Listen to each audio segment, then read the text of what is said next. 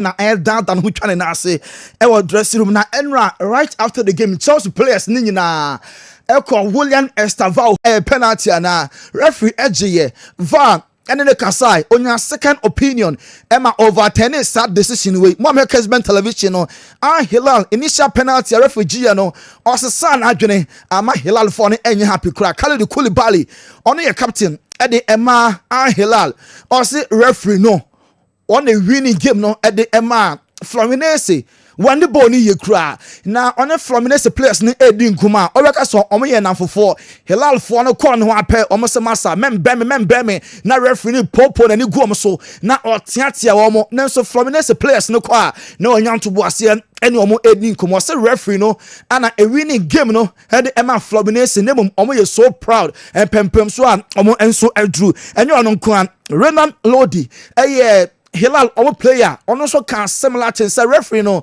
or like I said on the Fluminense players no nete onyan to boase church nsemu emomo the moment omo Hilal omo players ne be ben referee pe na referee ne flash cars na o show yellow cars left right center na so say Fluminense for na complain referee no on carry na wa grant omo audience na ono mo enso Eddie Nkuma Simone Inzaghi coach Emma Hilal on also cancer say in the Champions League last year and then Serie A no sapepepe and see our bra na o Inter into are used to referee omo decisions and now how much game e course so referee no was see woman no omo de masen and so the ama the authorities Thiago Silva captain ma Fluminense say so qualify obeshia ne former club Chelsea wakasa afa game omo win ni Endra Tio kasa mo mientin sema ono so di tuja. I'm very happy, very proud with my team, you know. It's not easy to play this competition, arriving semi-final, you know. It's too far for me to imagine this moment, you know. But I'm very happy for the team, for myself as well, for the performance, you know. We stay together all the time. It's never easy to play against the team like this. You know, Thiago Silva at age 40 still that so pretty ho more na niasia na hwene ho no apai say ta emoja ta na still ano wato ban pampe wachire ho o ma strikers nimpo enya haban po no matiawe next game on Chelsea ana ebeshia yanko PSG ne bamini game an eboso ene Luis Enrique manager ema PSG also go for revenge also revenge for what who no be about Champions League group stage game no wa hye wa revenge for them and that game no quarter finals and no enough motivation for the boys say omo ebetime di nkunim to omo de enya revenge kra na ewo omo trim na so Khalifi president Emma PSG ye bi sana say Ballon d'Or Ankwama Dembele ebe ne nwanwa na anos oh say Ankwa Ama Dembele na just a problem honomo straight out I was afuwe Ballon d'Or no eko e Emma Ousmane Dembele juma waye no juma esombo iye papa Real Madrid ebebo omo any Borussia Dortmund Aurelien Tchouameni ye bi sana difference between former coach Carlo Ancelotti and omo current coach Jabi Alonso Tchouameni chiremu a o say ayomu age no na osere ye say Carlo Ancelotti oya kokora and Jabi Alonso and so brantie Carlo Ancelotti or a great manager who achieve a lot afei and Jabi Alonso so the coaching career take shape Germany was started here or JD trophies or quite the next level until difference no and Alonso etimi achiremu no and ebisa Jabi Alonso say and obe started killing Mbappe and Gonzalez Garcia na be started and coach ne say obe monitor and anopa sa players ne situation e be kire player best started say ebe Mbappe and as ebe Gonzalez Garcia so far 3 goals and one share our tournament to emu he be say Jude Bellingham say Barca for omo dia wo Nico William and Piqué Amfa ama Nico why your manza why extended till 2035 na great news ema omo ana and also oh Barca signing there and fan ho kra onwene Barca ho the ordinary Real Madrid mom and so a club no Marcus Rashford waka the Achema United force so much in jersey number 10 the ama Matthias Cunha any problem klane mom ono onye na adwene say obesti or Manchester United obesa okọ Barca into official bid eba omo that no the Man United on na adwene so bebo why rolling post take a pay cut na wabo Barca for almost plan A Luis Diaz obo Emma Liverpool no mo plan B no Marcus Rashford e free say Nico Williams eswevo omo enso entimi enya no Juan Garcia Barca ni goalkeeper mo follow from Espanyol still on Barca for atone de nanso omo register no sadie we na Nico Williams na on pese ebibesi yabeto na registration no twen kakra eni tina no pa assurance no nanso still on Barca for ntimi assure no and one stand at the Amabeba still Gonzalo Garcia goalkeeper Juan Garcia Barca for atone de nanso omo ntimi register no enra we keep in the bar so for Diogo Jota no guso a ekoso enen ebeto so na Diogo Jota no mo amhwe Kessben television no from Enra enimne easy cry Liverpool for take decision say 21 million pounds kana on contract no still an omobetua de ama ebusuafo no because enkoda no esusu 21 million pounds enya sika ketwa o etimi to player mpo na so Liverpool agiatum say omo return jersey number 20 omo san so etue sika na weekly na omutua de ema Jota enwa Pedro Neto onim say ne yonko brebo pa Nadafo pa one kwa na ekra na na free mu no Diogo Jota enti Pedro Neto ene Chelsea game na omo boy no ono so pay tribute mo Kessben television no enti Diogo ene Andre Jesse Chelsea no match mu din e de agu akire we Pedro Neto Chelsea player no enrechi woti wo ni pe one training nemum ene ahomache game course no ono enso etimi ebobi Joao Cancelo ene Robin Neves omo so pay tribute at the Emma Delete omo former teammate national teammate Diogo Jota enti mo am Kessben television wey time omo warm up we bibia we omo hair screen so no mo say omo nua no na wada ni bonkum so a FIFA for observe a minute silent cancel control ni hwan enye yi ensuo ta na ono enso esun Jose Mourinho say nipa wu a yen kana chia semboni obi wo ho a wodi bonne pan so enam se wafiri mu ntini e ka papa fa ne ho nanso Diogo Jota de obi anim se boy no oye papa enti Jose Kasai say nipa wo a yen kana chia semboni mum Jota de o deserve say ye kan wasem papa because oye ni papa Jose Mourinho enso eno no Liverpool players no eko aye enti omo da so e wo Merseyside ene ne important no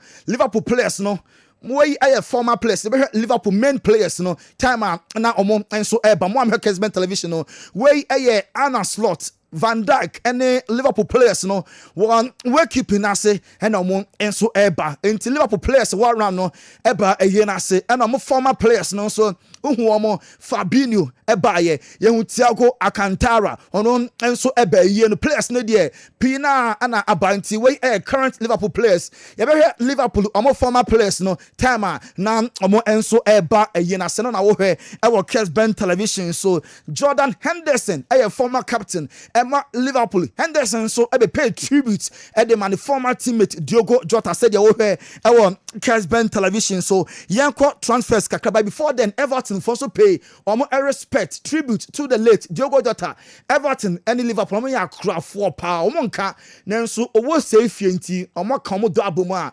Everton omo players too and a pay tribute for the late Diogo Jota over our Kessben television so na yento so Man United aso na yego Matheus Cunha maka so ono na befa jersey number 10 na wo ba adwuma de ama club no so far players ni bi say omo Man United bi Anthony aka Ashe United for say omo ntono e ma nko Okolon e wo Betis this year on be so be United bi Jadon Sancho aka say so omo United Alejandro Garnacho say Man United for enya ne kwan ma ono enso entim enko Angel Gomez wa sign contract at the man Olympic Marseille former Lille omo player no obo United kakra say wa join Olympic Marseille omo club no Jonathan David was signing a new contract at the ama Juventus omo enso a club no West Ham United say Kudus Mohamed Sikana Spurs at the ban 50 million pounds no eswa omo enfa bi nka ho enye over 60 plus add-ons ansana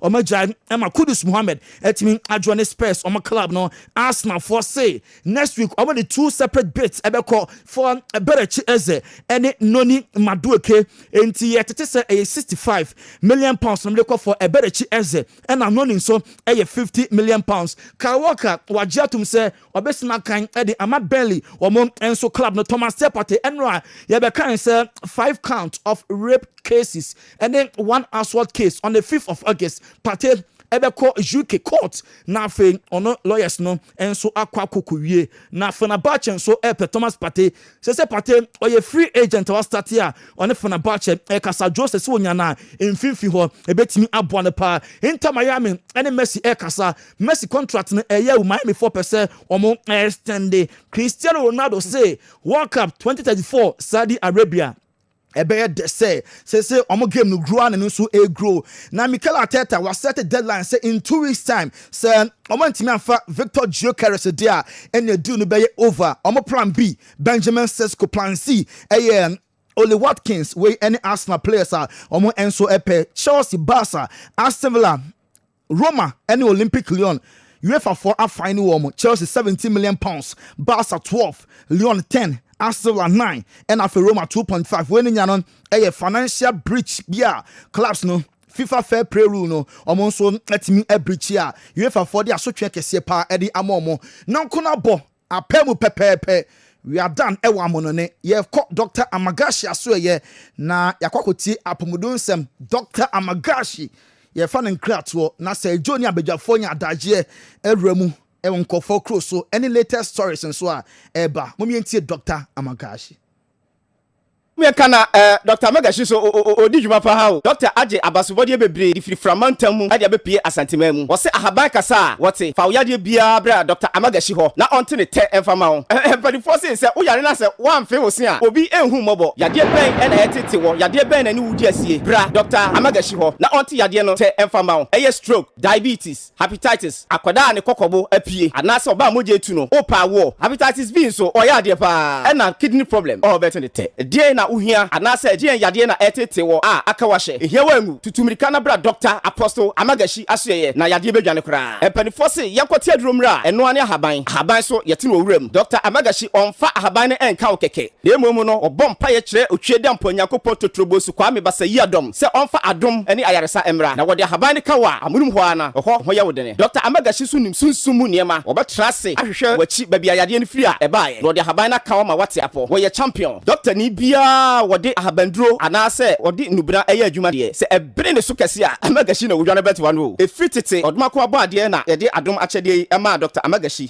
ode adi dwuma abesi ne Amagashi wo ye champion doctor keke fa wo yade ebra na wuduru hompa yade no 40% kura timi yira ansa kura no wo doctor se wo enkrama mu a enha ho makuma se kura eno ane se obekọ Kaswa prison junction ana wo takura de a apawan Kejebri government hospital kuma se so bra magazine macro police house eho ana Dr. Amagashi asoyewo techma so owo Hansa brigade ana bogoso power line eho ana obehu Dr. Amagashi je number ye da frɛ Dr. Sesia ewo 0547 044 307 ana 0544 580936 ana 020 2408 206 Freddy Sesia na yade anku Dr. Oye kikim Dr. Oye bruta everything tintre de besi ne twedi ampon boss ro bo asase wa mo bibia biem ebo mu niema no bibi fufuro bia meka ho biem eno amu na suahunu nimde e kire de ye de enye ene de ye ena okutwa so mbeka kire tiedi ni ye pa ne fatu tiri eye Dr. Apostle Amagashi mi do nyankopon awie yebrem wode hahamane nubna ese yade me secret ni sorry me catch you and say pick number na go screen as keke na de frɛ no na tutu anama kɔ ho eni nansa me na me catch you wa yarsan eto betwa me de me ma meeting ni bebre ko hospital bebre ye ko ba bia me ma me na me ni nua baba ko ye kura ni musi ye ko hospital bia kura ni musa wontimi nante nya hwe obi di adanse ye fa Dr. Amagashi ana o kire mazima ku ene e bai tiade ma me bai kura no sa na Dr. Amagashi hwe no first adura wode ma ya ko ye within 3 days I was just saying no more do na fe de ma me na watimi kura dua the nante near Pida and beam. Into make a say, Sabre de Mameno, MC Nayaji, Autaba. Into the dear dancer said Dr. Magashi, will be Biara. It be how we put them Biade. Would you so about Dr. Magashi? Share Biabe come. Answer me, Magani. Kona taka chicken wani magani. Che wani goda mi wani doctor daga micro wenzo. In the nazo doctor change in lab. Neje na lab nezo. Yeba ni magani so uku kenao.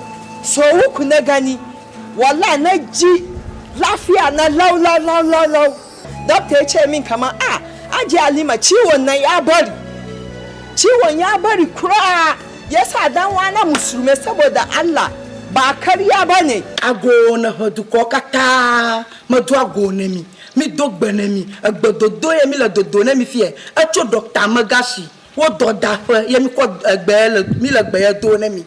Mi di be mi ana hodu ko no anya be. Fifie Dr. Magashi watikie. Abo to kata ko dem. Nyamo la kata atikama ko zamile ma nanya se Dr. Magashi onkokwa na ko be fibroid lo dubu diabetes o lo sisi adolele gede nko gangan yo lo dosi o lo sisi yata mi jibe mi ana mi anya be mi okata mi ho Dr. Magashi watike ko dem ne mi ano zaza ajebe ye pe ko nya nweto ye pe ko bodu ko kata mi ho dem yata nanya nya hwavi yo nya hwavi kwa Dr. Magashi watike ye nya nweto kemi pe dem ta mi jibe mi ana mi anya be Dr. Magashi watike ye nya nweto apenemi wa o hwa ba me de bae you know when keke na ya ai ya sese me wa papa ntunu nyina na de ba na wa ye o pele nya botre ye tie se we a critical issue ya mapa me ko papa me di ko operation e ti na unu ba na gini ho awan me ko papa no operation mamba so me mi nsanka ho no be to ma be fama de why anyway is how me ko be funda ka no ton fen so prefo ne wo ye die o so mi nsa na ke fe ka no ano no ya botre ma me jeru kra ka kire me some fa no ko Amagashi wo macro police house wo kasi ka no wa to no ye de wa ye opani bato abasini kimi ko Amagashi wo ni ko Amagashi wo opani ye ni ko ye no to ana pressure na wo so wa sa for sa no ya ye nyani ni anu de bi ya ni be so fa Amagashi am sa bro asama Yes. Kana mejati Fabian Cheno besa. No so kwa yo na no kwa I see no kind of man. I'm about to have me back and send me. I know fibroid kakra me nya wonti. And no be na won fa mame. And no be and I won fa mame. Adai so to me say me yale a adai tira won kama menko. Ya mutre abawa sela abutre nti wo yenko memo wa Me abawa sela o. Enya me abawa sela. Ye kaye se Dr. Magashi. O de bibi papa na say yale e. E ba ha ben dro dia ko ya de o number 1. Baba betina ha sei am wo so me mu. My say ade me dire me kam so me kwa nya wo ni bi ene bari bi ahyemechi me betina ha bi mo hyiwe.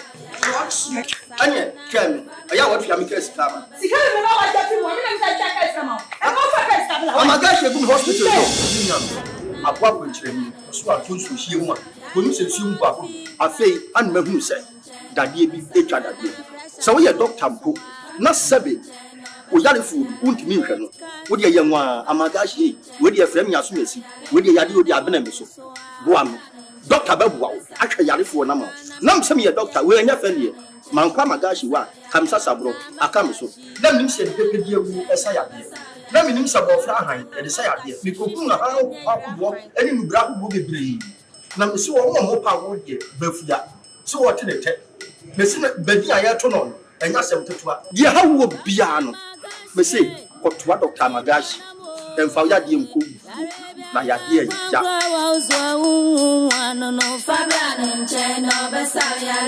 alatiare Dr. Apostle Amagashi we opinion yawa wakwa baba Amagashi Herbal and Spiritual Clinic minua ye me pese me ma wote ase ne se yade a ebo nipa manipa ye mmobo onyankopon aka wansema to Bible nim de daada saa na wode eduruyefo nso aye den aba season bi ni nipa nyankopon pagya no wonim dwumedi edi wo Dr. Amagashi Herbal and Spiritual Clinic ye me pese me ma wote ase ne se wo kan Jeremiah chapter 16 the verse number 4 was in crofobia ho a owuyade abowo owuyade e de ba de e bi ye pressure onim nipa do pressure ekum afina hyase up to now Wonim nipa do diabetes ekum up to now. Wonim nipa do HIV ekum up to now. Wonim nipa do hepatitis B ekum up to now. Saa yade we nyina yade eye owuyade. Enu na Dr. Magashi Nyankopon de yale nyina anu aduro de amame. Sa oba Dr. Magashi Herbal Clinic yade biara taiwo yade ye sunsum yade nkofa ko meeting no matter what you say enu no me break you down. What about Dr. Magashi what in two time? Ye won kofo bro ono ma omo si HIV na duro ni ho. Opani se wonni edura enkasa ntie Nyankopon abode. Eduro na ye ka no eduro na bedi bi ho. Ye nyina ye nim se Deuteronomy 23 the verse 1 say was say sebi nipa ni be man yegman ko heaven. Enti se obe mesha Fabra Dr. Magashi wo ye be ma obe ma ne pie kakraka e de ama. Sa na nipa sebi etwere da no so obi a hepatitis B da ne mojem obi na ninkoso enhu ade obi a yade bi tata no opani omo pa wo kwa de bebrebe yade e na gu nipa ni mase yade e na asesan krofo bebrema omo da ne hiafo enu nti na Dr. Magashi meto nsafro se wayale sa anu aduru ababedi Sa uwo enkrama mu a enha ho makuma se kra eno ane so beko Kaswa Prison Junction ana watakra dia Apawan Kejebri Government Hospital Kumasi so bra magazine macro Police House eho ana Dr. Amagashi asoyewo Techima so owo Hansa Brigade ana Bogoso Power Line eho ana obehu Dr. Amagashi je number ye da frɛ Dr. Sesia ewo 0547 044 307 ana 0544 580 936 ana 020 2408 206 Freddy says ya na yade enku. Doctor, oye kikim. Doctor, oye bruta.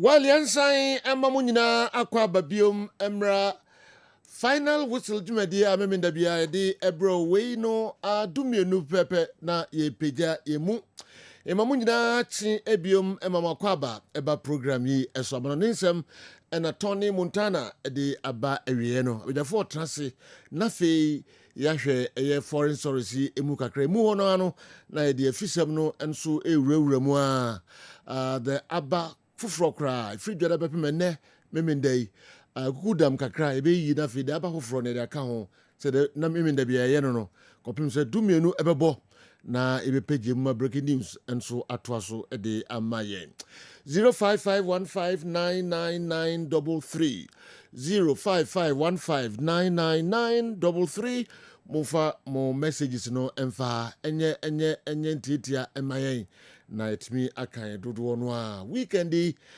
nsempi na ekoso Club World Cup akensi ekoso ewo eye America mem latest results any de ewo ye nim ni ade nyina no yabobwa no enso ede bremo latest transfer stories ni nyina no ehun nsem wa ha yabobwa no ede bremo nye ehonko a yebafia nyame eyadwo china the President's Cup bebaso ewo Accra Sports Stadium Kumasi Asante Kotoko Hearts of Oak emun sempi ni nyina na yabobwa no enso ayede bremo with the trance na yahwe stories no emu kakra Dr. Franco Naro oha Sanso and Andy Kem enso atrase Awal Mohammed enso ewa ombeboa ma edi bibia enso abremo Andy yeah 24 hours nem say we dey move 22 every phone so how do you Vivia Alfonso sir Vivia Alfonso Vivia se oni obi an na communicate your ton chain dia Vivia Alfonso nti phone the least space via menya bia no I was me call ententan fidie so na mko hedi wi ase ko so nra wonhwe phone so no ye emra bia order yeah that's true yeah and ko e da men chain my phone da men chain pe wow da men chain na mre baby na wonhwe phone so apart from so order jamin kai tempia and then bia me hwebo dia me phone so okay so that time I'm the charge me phone for board me here concentration akabaku wanya me amede beso so and I wa fa so and me didi ana oh the ori efesia okay Okay. Yansha way kakra bi ebeto so emra abranti di phone so no ba ko no yifri minim say Daddy Makele is gradually becoming a very bad referee. Look at how he handled the game yesterday. Absolute shambolic. Michael anyway by also Busa say I asked a question yesterday you never answered. Okay? About Justice Blay. Will he be eligible to feature in tomorrow's President's Cup? Okay, if yes, why? If no, why? Ablekuma and Michael Atamwe de Abreye and Anopay. Maminshe we kakrebi na yentwaso. Good morning once again, the Venerable Seju. Okay, Seju, have you noticed something special about this year's President's Cup? It has to do with the massive hype around it by the key political appointees of the president. King Zuba of KMA and Honorable Amwakuhini, the Ashanti Regional Minister, are leading the onslaught for Kumasi Asante Kotoko by promising that they will give them $1,000 if they score 5 goals. Honorable Linda Oklu, the Greater Accra Regional Minister, is also firing the salvos and ammunition for Hartlepool by promising the team $1,000 per goal. These are highly commendable and must be replicated by a good number of high-ranking members of the society who support these teams and others to help fill our stadium. Well, I hope this gesture translates into numbers in the stands. Alhaji, on short message, big da. Mama Salia, if you're on Chibanda line, Eddie, I don't know. All right. And then he and the share in Tentemansana. Local stories no your room. Do me no ni bepe demu. Ti you be 2 hours 45 for 2 hours 15 minutes. All right. Yeni komo Andy. You know. And now I'm saying the boy grabbing the Chelsea Palmeiras David will be happy. Sir. As you anado. Me sorry at 12:45. Me sorry and a ball be 5 minutes to 1. Na me phone be lesa. Minimum numbers no. Nti me fa do bi obi sam say a station be na yi ball no na maka say o ya sport phone yi na o mo so man nti media me game sha say me hwa na me say no ma me ko Facebook nti me ko Facebook na o mo yi e na me de link na Sunday me na mfofo bi o mo frame na do mpanim fo za do mpanim fo nya mamu a me de Sunday o nti me de Sunday na ma ho so hwe nti me frame no na maka che na say me de ascend nti o hwe no Facebook say do me frame na did dinner waiting? I'm so well. You DSTV Center. And I say, Martin, I'm going to DSTV Center. What did they be? You did there? Holiday to the Moka Jitia. All in the name of watching the Chelsea game against Palmeiras. Okay. I said, that is the love and growth for Chelsea and the love and growth for the European game as well. In Tisana, at your year, you will be affect.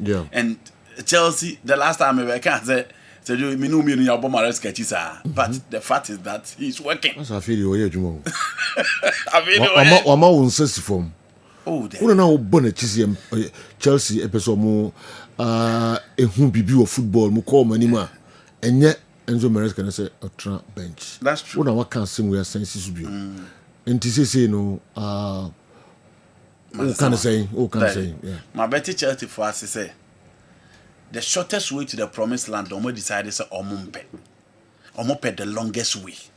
And he said, no say the short term or Chelsea a resource oriented club, a demanding club, a team and resource, and a you coach a watching watch.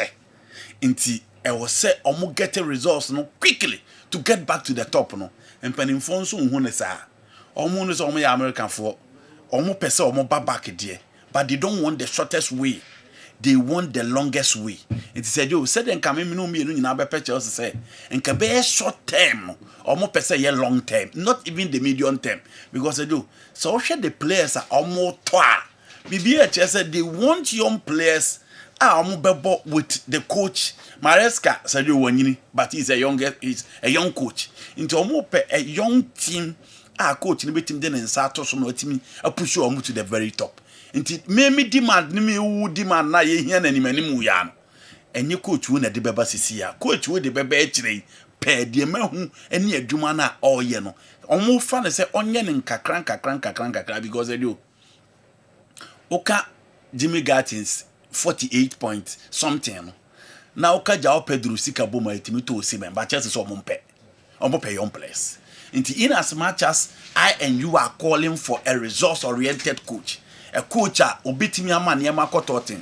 So there's a new million Chelsea here goalkeeper. Serious. But almost they are settling for Sanchez. Chelsea here goalkeeper. But almost Mikel Obikra can almost they are settled for Sanchez. It is said you now Benti, my Barbeti say we can call for a short-term project, but the project for Todd Bowley, Paul Westerly, and Lawrence Stewart a long-term. Inti enti o mase inti makwa akoti o mase say de ye pressure monkofa Luis Enrique mra monkofa Mazimiliano Allegri mra no Chelsea for ne mind ni ho omo de they are looking at a long term project inti omo hu say obi enya ntobo ase ma omo ebeyi e ho na situation akwa akogina obi the message bi ba na me pese me tackle no ansa na ka baba hwe matches no o say Daniel Makele is gradually becoming a bad referee. Sadio, you know my love for referees.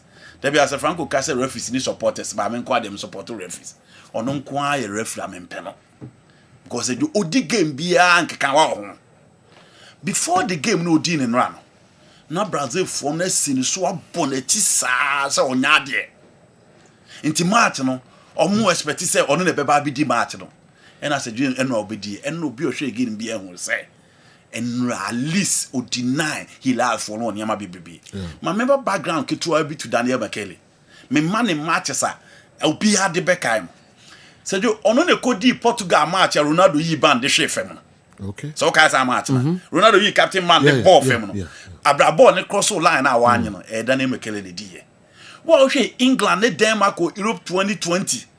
Raheem Sterling penalty who bi na odi Daniel Makele. Nti owo matches bebrebe Croatia for a media tagging as a criminal after the Italy ni Croatia game no nti oye referee and kan we won ho ne doso we dey on England referee ni akwa mati akokasa omunyade.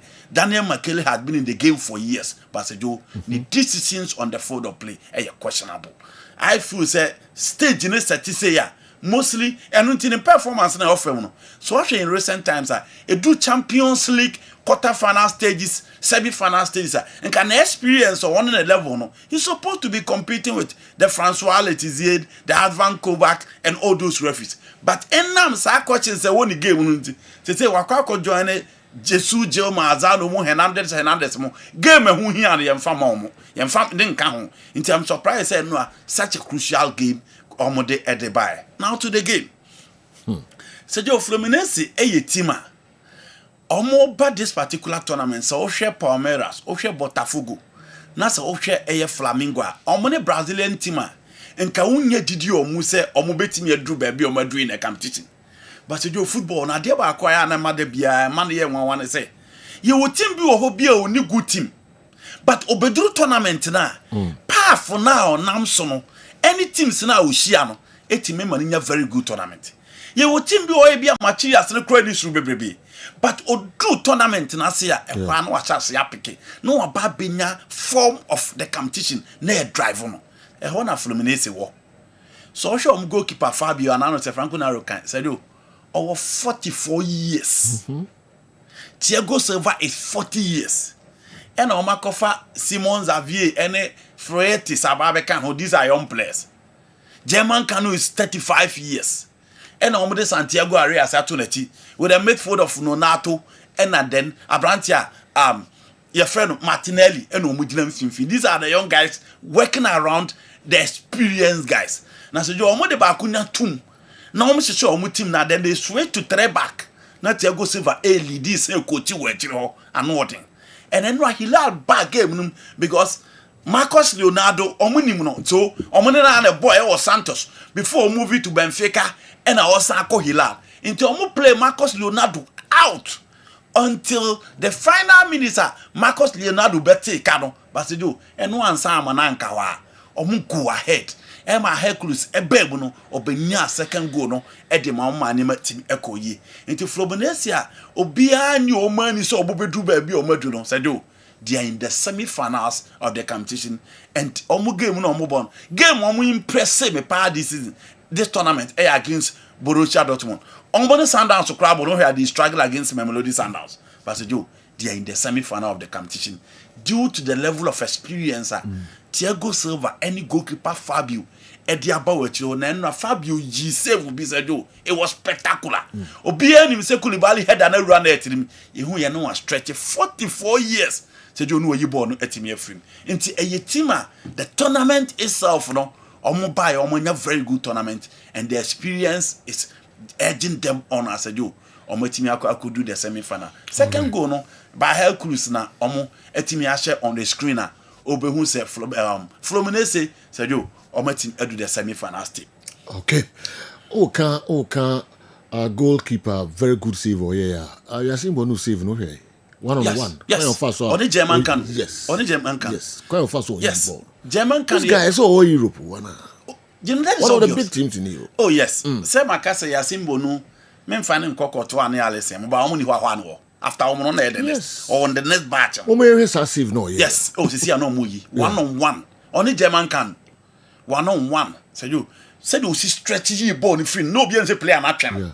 But say you anyway. There's on why yeah. Lay 1-on-1 player no 1-on-1. Lay 1-on-1. This is it. No, no. 1-on-1. On your way. Oh, say na ekitani team no until they lost the ball. Yes. And player no J ball into a 1-on-1. Unimso atwene wi. But the first attempt wenya but a recovery. Quite fast or you ball free in us. Moment here, come on, moment here. Why you just see I enter we and Munsan go back now.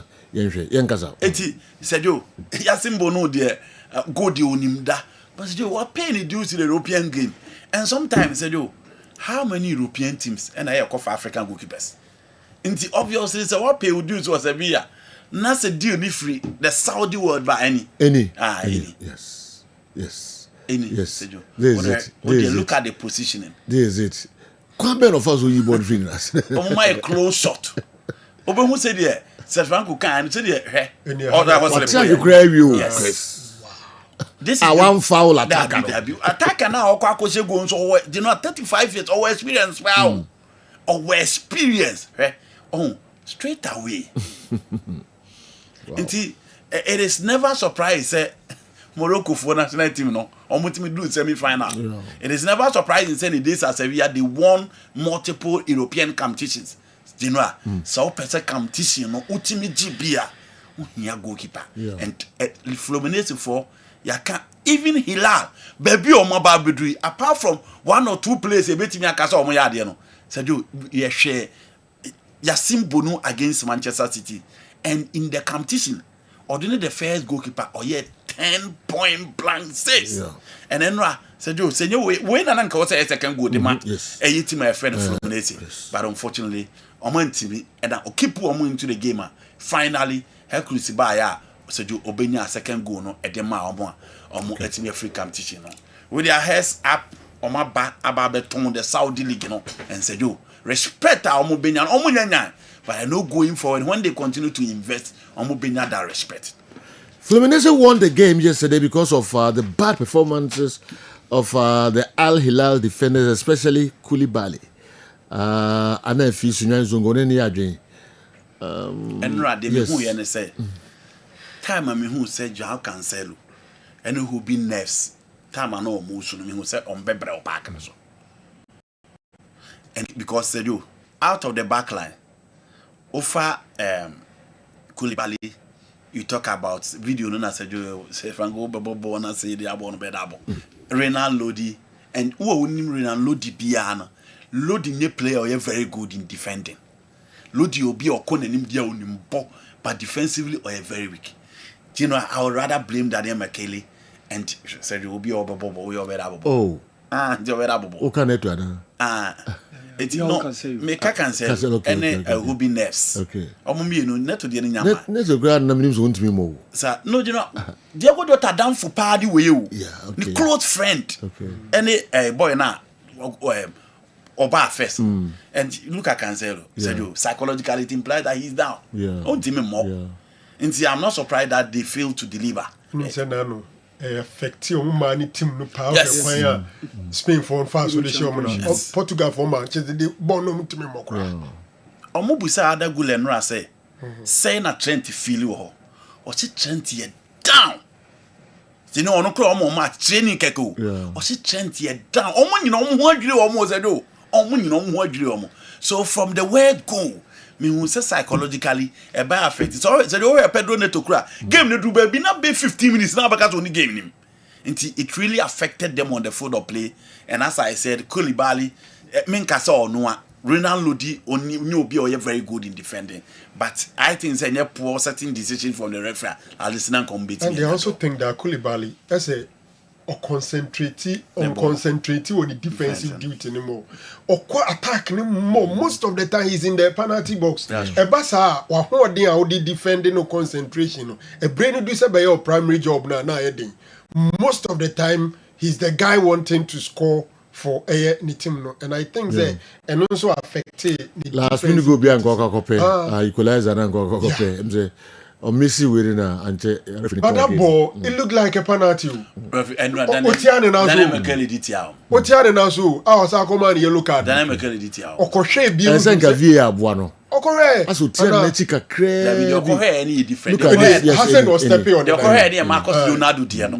Marcus Leonardo Diano correct. We. We was Tiana now so no man down.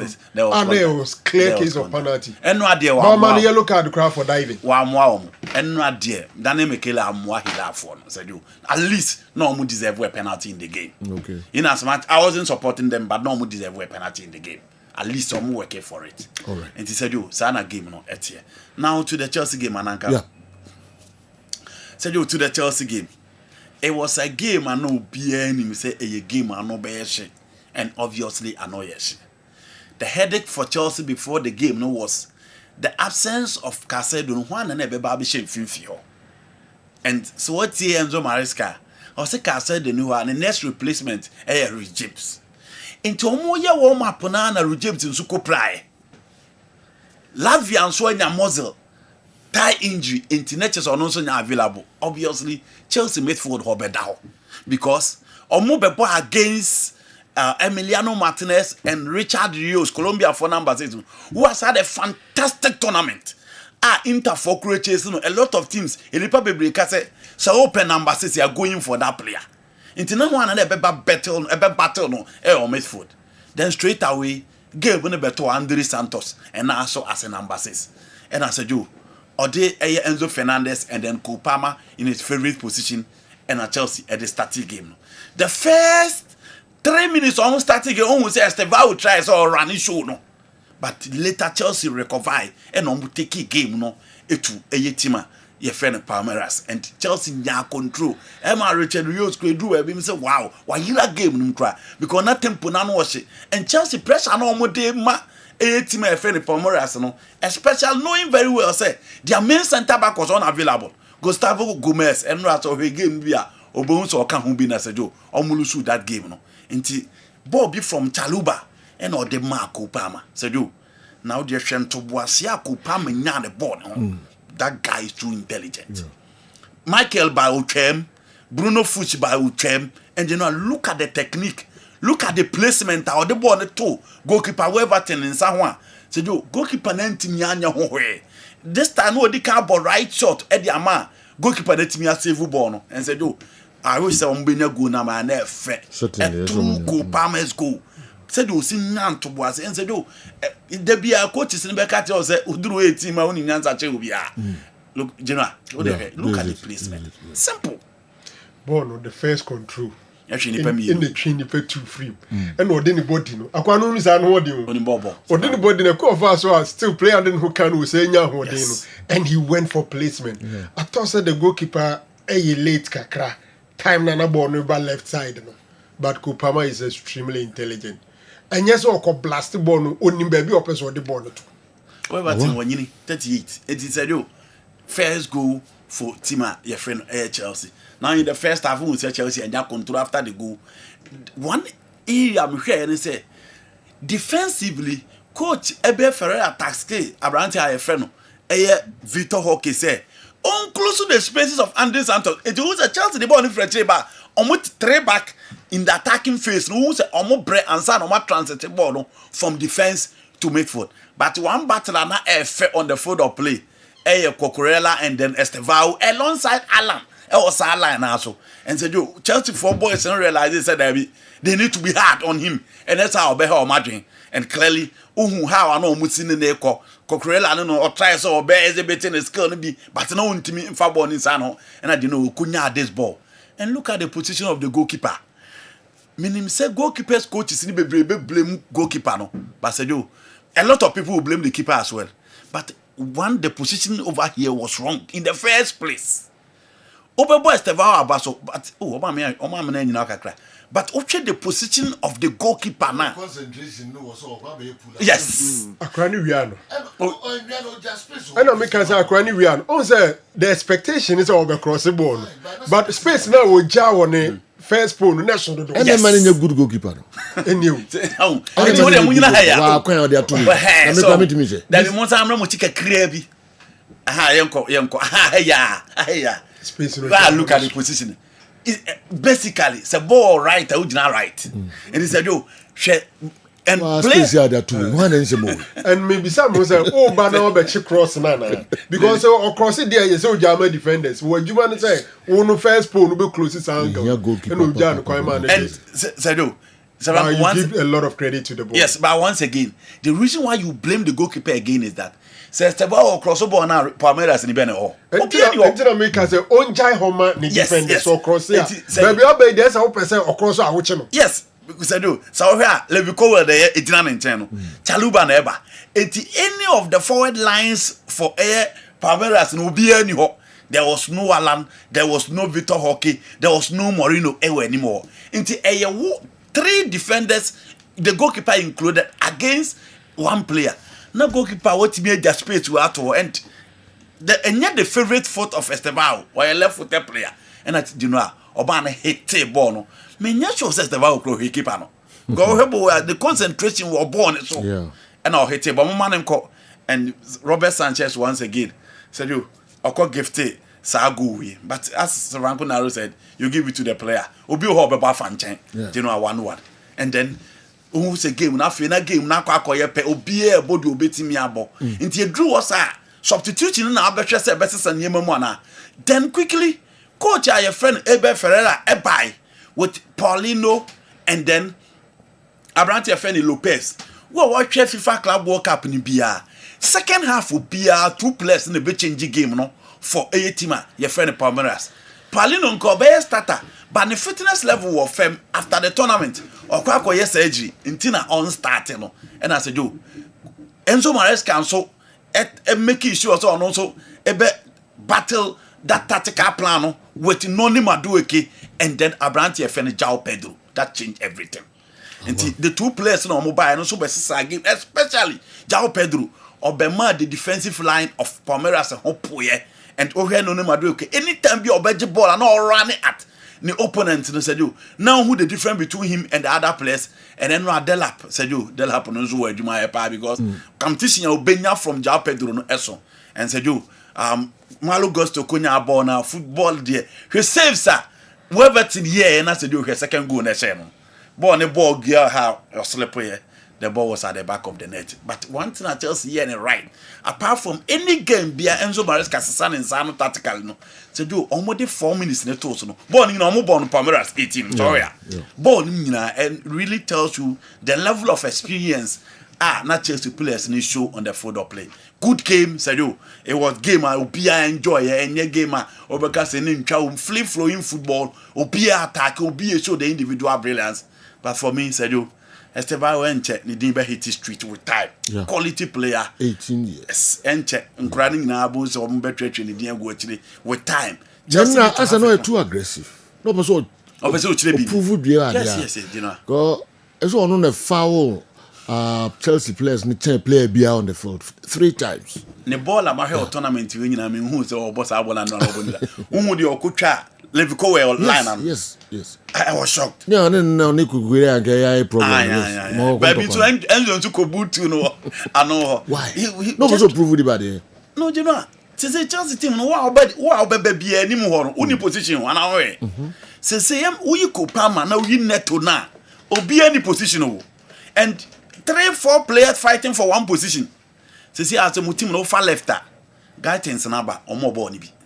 eno nkuku na start ho no ne madu ke ne bar left nti nchen ho nko amiensa okotopa eye Pedro eye Jackson eye Delap number 9 ne miensa oko writer Estevao ba one eye neto de sa ba bepre eti eye competition for places and as do team na anybody you have to prove something or you professional e wo mu say or you Chelsea player there but for me as na reason ni man be duru baby a wa ba be do no the fans are there to support him until also show the ono so dey kire wi asese obetimi aye and don't forget eno no nya ne third man of the match competition nko a onya Santiago Arias omonya 3 man of the match awo until Ezejo Cucurella uchia ne na wanya aggressive a wenfa because it ono so ba beka Nuno Mendes ho ochia obi o de ne cheni bottom so wa right winger bia ba se do wiase mo ba ne Cucurella da se brango last 2 seasons almost on the Bremen United the European competition changed everything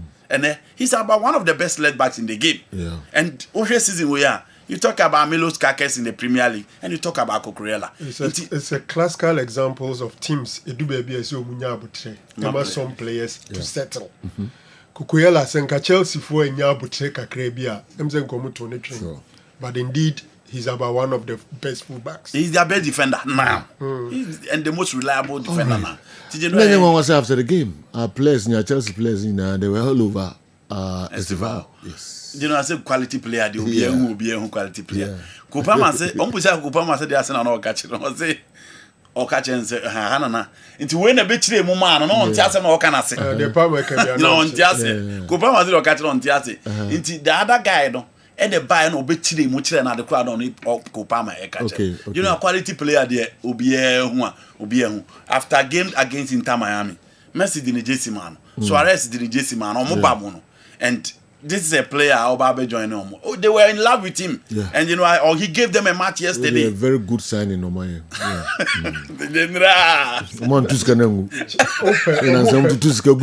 proper advertisement. Stage B to advertise what Chelsea fans should expect.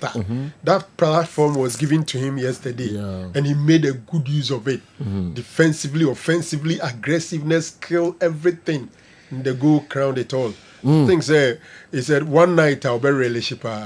This writer, Kieran Gill, our problem with how Enzo, my friend, say, Estevao, a celebrity goal. Yes. Yes. Wonder Kid Estevao gave Chelsea a foretaste of his brilliance and how he celebrated too much a foretaste of his brilliance. Wow. The Chrome Casa don't pay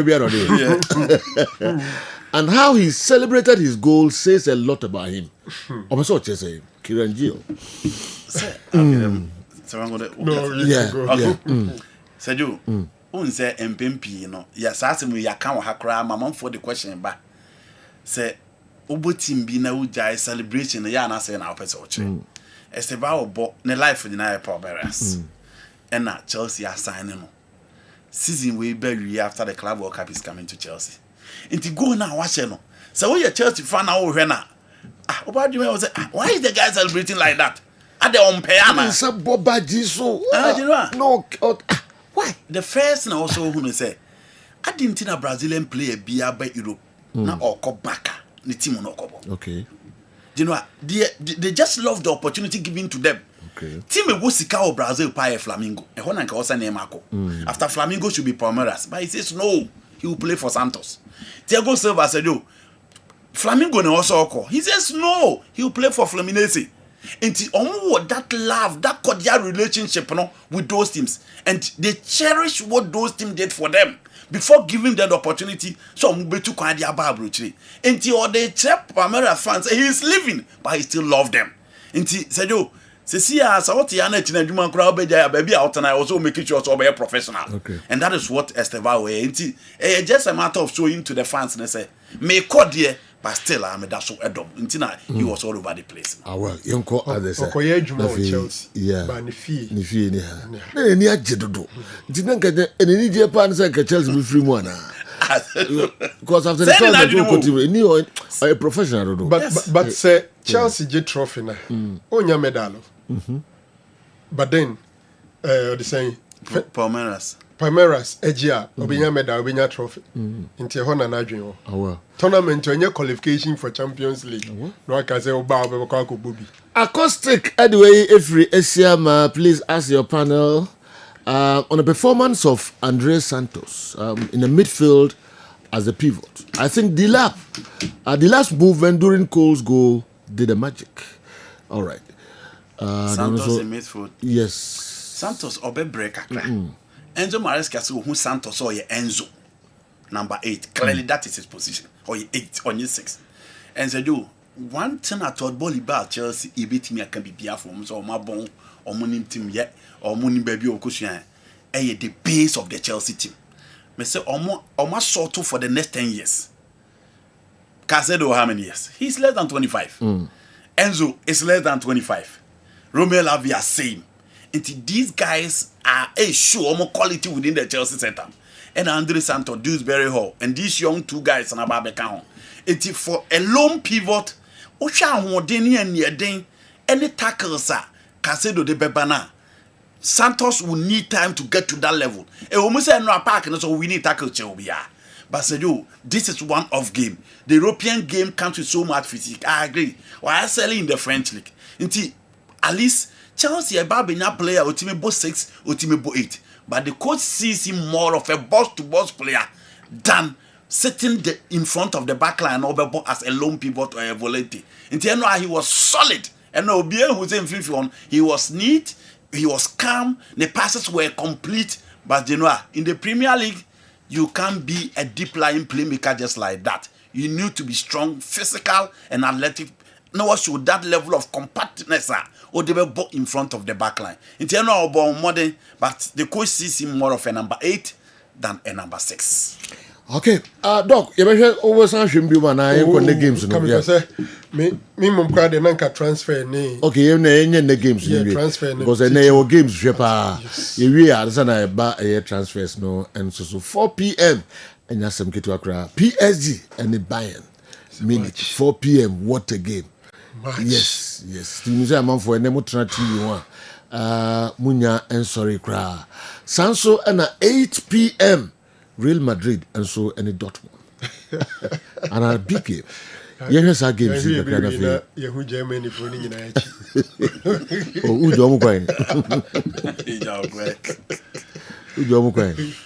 Oh, all right. And Andy, you should get crazy. Yeah.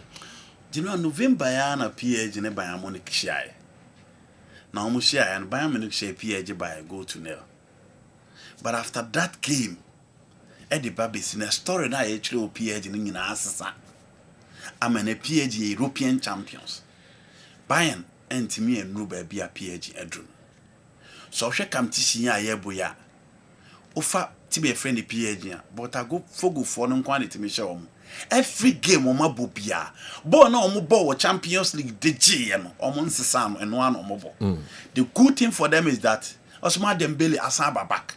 Now on Kwane player or Baba help me in terms of injuries, but all the players are available. What's your Bayern Munich? So you almost team the problem on a backline. A chili home. A woman no more expected Jonathan Tabe baby BB diama, but I do or buy no. Or try to obey me, but again, still I won't say defensively. Some more pressure kakrebia, no more bread. Until Opamecano Jonathan Ta any enough to stop opponent from scoring against Bayern Munich. Stanisic, Emodia Saju, only available Nicoran Lemamu, Leon Goreska, Joshua Kemeki made food, and Obian is a PSG team, Saju, so person stop one. A dear Bako also decay, and they say, in Fifi or no best of problem. Joao Neves, Fabian Ruiz, and then Vintina. Midfield now my special. Joshua can make more and more battle there. But can you dominate them? The moment on be dominate, you know. Kwaraskelia and Desiree Douay. Any badly backula not the opportunity. Our move be backline him at the ball not working him.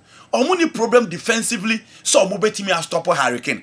Because William Pacho and then Marcos Marquinhos Correa, almost backline here solid. With Ashraf Hakimi and then Abranti FN Nuno Mendes. Adie Bakwa Bayern 80 million in a bell the Jema Muzela ba. Now, oh, you fully fitted there. He's the player I also watching it out. Sergio Gnabry, the likes of Michael Olise, these are not guys that I'm expecting to put threat to Abrante FN and Nuno Mendes. Okay. But the back line of Bayer, I'm betting me, any midfield don't bet me. Joshua Kimmich played very well in the last game, and Obiang with the class of Hurricane eating a show here. But so with the consistent performance of PSG, their dominance and said your own game is here per Jedrum. Bayern so you want him on Mutimi PSG pa. On Mutimi Omopa to the level of beating them in the Champions League final, you know, into a more good records and Omutimi no Omobo. But so with this PSG team there, I will go in for a win for team friendly PSG in the game beating Abaсно. Dortmund, Real Madrid, not so much to be said in that particular game. Dortmund ain't show but say you game they drew this level. Player on baby crying because you have just 90 minutes to qualify to the next stage of the competition. Until me expected the likes of Wanten, Besembani, Pascal Gross, Karim Adeyemi, Sekou Gurasi, one player. Madrid defense ne Lukusheki. Osho against Juventus. A column one in a can this the jar omo backline Lukusheki. And on my attack and also on come because Mbappe is back. Into Gonzalo Garcia, I don't know if Javi Alonso will still start him. Now the Mbappe Ababaka and Vinny will be on the left. And Obian himself said, season way 5-2. And I'm about to Edema Dortmund. It's a familiar folks. And the last time they met in the Champions League final. Okay. So they were also a game and make up for Madrid win in that particular game. All right, then kama transfers no and so kakra na fi yentinsi Africa na yemewie ewo oman mu for Kofi anyway if we broadcasting them so the TV edima Andikem is like a normal fan who hails a coach when they win and same time ask for their sack when they lose a game. Such fans are fickle. Today he's praising Maresca because he's winning. When he loses the next game, he will change his song. Kofi anyway, every Accra Abreye. Kofi mean chido person chenas. Even before say Andy Ebebemno. Why na coach ya dia omona basu? Ana why na coach enya dia na results a unya ne ya offense omonechi. Ancelotti no ni ade na see it me basu omo. It me praise omo. Why is Ancelotti in Brazil?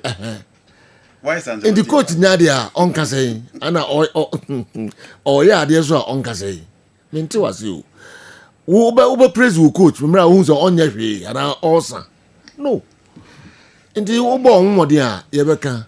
So a momodin so a yebeka. Menti ase. The second one was say, please tone down the praise and hype of festival and his move to Chelsea. Don't forget he's coming to the EPL, which is a league that you can't guarantee success of a player. Check the performances of most Brazilians who move to the EPL. Most tend to be failures. And I'm going to Kofi. Kofi, the sort of message is your name in the character. Ramirez, David Luiz, Oscar, Alex, William. Brazilians are Chelsea. Say you, Brazilians are Chelsea now. One a bit failure. Alex is the only person who struggle for position at Chelsea. No, I got great. So ball pa. Thiago Silva. In the twilight of his career. Yes. And the Chelsea folk are being anchored as Yes. So who are those Brazilians who joined Chelsea? Oscar top game or Shea JC. He was against Andre Pirlo Juventus. He had already at the Stamford Bridge. And nobody is hyping Estevao. Nebo no boy no. Waje man of the match he is playing against the best players in the game. We are saying how many of them have won 3 man of the match in the FIFA Club World Cup? EPL no scary na. We star na superstar baby a. Oba ube flop na. You know Sana EPL neti. Oh, na EPL no oba no. And I'm here. That's no can you refute to na. Oh sir. Yes, number one, you say I'm hyping Estevao. And I'm saying that he has 3 man of the match awards in the FIFA Club World Cup. And everything I'm on elbow. It is Mbappe, it is Vinny, and the best players in the game are playing the FIFA Club World Cup. How many of them have won 3 man of the match awards? So it is not me who is hyping him. Again, and then I'm recommending Estevao with Chelsea for Nkofano. He proved his mettle in the Brazilian league, and he proved why Chelsea should go for him yesterday in the FIFA Club World Cup. And in Brazilian players, on my Chelsea, Jason, I've mentioned the names. Obiaba SLA. Mamenko Dr. Naru or Nafi. These Brazilians are very passionate and love what they do. Chelsea are really building a very strong team with a solid foundation. Hopefully, my Manchester United will follow with Ruben Amorim. And about the President Cup, I hope the two teams, Kumasi Asante Kotoko and Hearts of Oak, give us something related to the hype we are receiving. Say Madiba, Mandela, Dadrin, and Ediweyaba. Doc. General Mamisha same free Diego Jota ne Eyomuye ne Enema Team Liverpool aye ede achre omo support for the boy and his family. I think say yebebo Liverpool abaso. And rana obi bisa say anyembia ni wages I wo honom no so Liverpool bekoso etua ede ama ne family ana and am kan say enye obligatory enye nhye emfama Liverpool semra kwan so omo betua de ama no because wages there adwuma wo ye ene etua oka ene ya sebe waye nyame die onye adwuma no until Liverpool can decide not to pay. But Liverpool from paying for enra ede abetu dwa say abrante ne contract na akamu no sika aka wo mu nyina ombetua ede ama ne busua no ne yire ene ne ma will enjoy the rest of money. I say Diego Jota unya, and for me a gesture I see a Liverpool for about so papa so easy. And watchi almost in the number 20 JC no omu take steps no more retire the number 20 JC said ye ebeye nkai dum na ye nmunyamhye ediama abrantie Diego Jota and his family. And where the Liverpool team was there, all the Portuguese stars now omunye so engaged in football competitions were there, and I think that they gave him a very befitting burial. Ushe etitrini aninti kudam ayekupimu ewo eye Portugal na bibia de say the world is really shocked. Ut bisa say adenti na ura players ni musa general adena oye no we a footballer most of them do omo ye no like these splashy cars are moving tumrika at top speed most of them and to be no tia what do you say ekebetimi aye wo you easily put yourself in his shoes now if what the nyamia say ebi okra walk speed be a sense when they are even trying to catch flight and I say to make some time and I say be our kobe bini saniamano sometimes speed as a car we mudi to know and to say do who sheni shuma utim say you go down okutraka kra oh general what traka papam what's one the inti ombe breji dia say a bit my obia inti Trent mo aye down cancelo musuni adi nyina sometimes you think it could be you. And now as I dream, say we losing the pass Messi. So first of all, I think Liverpool has done so well with that kind gesture. It wasn't obligatory, but almost obey, and for me, it's good. We are not the free honor. Manchester United for ebeshe training as in Yamea Dumeda Joda. Now players Makuma Kunumde, almost more maybe training almost as you know. Omo bre. A brand crown so more specific date. Ni nyina say omon try enfan sorty omu future because as it stands now there yes omu United players but Man United GDA say omno omu to akwantu ni so a enye yi. So Marcus Rashford has been asked not to join the team tomorrow on Monday. Yaman extended time to report. Then Anthony, you talk about Jadon Sancho. Abrante and Dini Ganacho. Oh, alone, Ganacho, then ni ade. But in some bay say indeed, or Kawomua, Ruben Amorim, EGD is a Aquentuno, or Nini Tua, Enkoye, then Tyler Malaysia. These 5 players have been given extended time to join Man United. Nini say Omumpe baby for Mumfa. First of all, offer Rashford, Onya official bid. But Rashford, and Nina, a team friend Barcelona. Now, a lot of people feel say, and they are Abrante and Dini Nico Williams. What dodgy Barcelona, now Barcelona for says from no. Potentially. Basa ebe mo mani ahwe Marcus Rashford because obo ne position bia te say there obo from the left wing anaze bimpa Rashford kwad obetima ball as a center forward so they think Barcelona will look at him. No, Basa two newspapers no. My report say plan A Luis Diaz, plan B Marcus Rashford. Mondo Deportivo ne sport in our report. Good. So it means that Luis Diaz or Marcus Rashford after Nico Williams.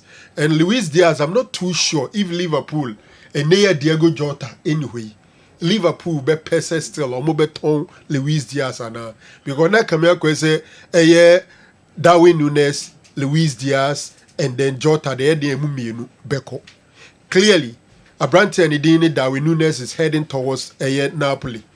And then Diego Jota is not there. Luis Diaz and Liverpool beton so easily now. It brightens the chances of Marcus Rashford moving to Barcelona. I know you one thing. Then Abrante and Idini Anthony in so called Real Betis. He excelled. Mamen Kasa Rashford. Tima Onyenya no. Enye sika Manchester United pay. Nemo monona ketua about £300,000 sterling a week. But who tie ne camper omo ready say with the right club I be man the chance to play in Europe next season. Omo be reduce so above from better so at the above from. And I think say Barca could finance it. Even relatively cheaper than probably Abrante and Idinde Nico Williams, because the asking price for Nico Williams was going to be higher than Marcus Rashford. A beer wages and another Rashford, was the good things the wages in Pimpino, it is spread week in, week out until you can manage it. Anthony and so Real Betis for pay. But then also there once again ne wages.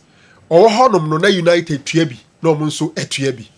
And then Papa and friend Eric Ten Hag on in the year Juma or Ayas or Kofan by Man United or also called Bayer Leverkusen. And then Commodity say Bayer Leverkusen is also interested. So for Anthony, it looks like Bayer Leverkusen or Real Betis and a potential destination for Anthony. Over Jadon Sancho and also Juventus and any United omuk there omasinkunya kra omudi honkomo. United is expecting something around £25 million sterling after so much 5 million every Chelsea honum a bra omo and to me unsigned permanently no they still looking for £25 million sterling. Now the must uncommon here you say Juventus so per se Dusan Vlahovic omo yini free omo wage bill no so because in the wage bill no so nisika ojeso we yini free aka just 1 year on his contract so Juve thinks say so omo cash in so enkomodia omo ni United AD efa Abrante and Deni Jadon Sancho no omo enso de nkomo about Dusan Vlahovic abem United at a point in time inquire about Dusan Vlahovic but as we speak omo first choice center forward enye Dusan Vlahovic. United in him say in kind of first choice Gyökeres.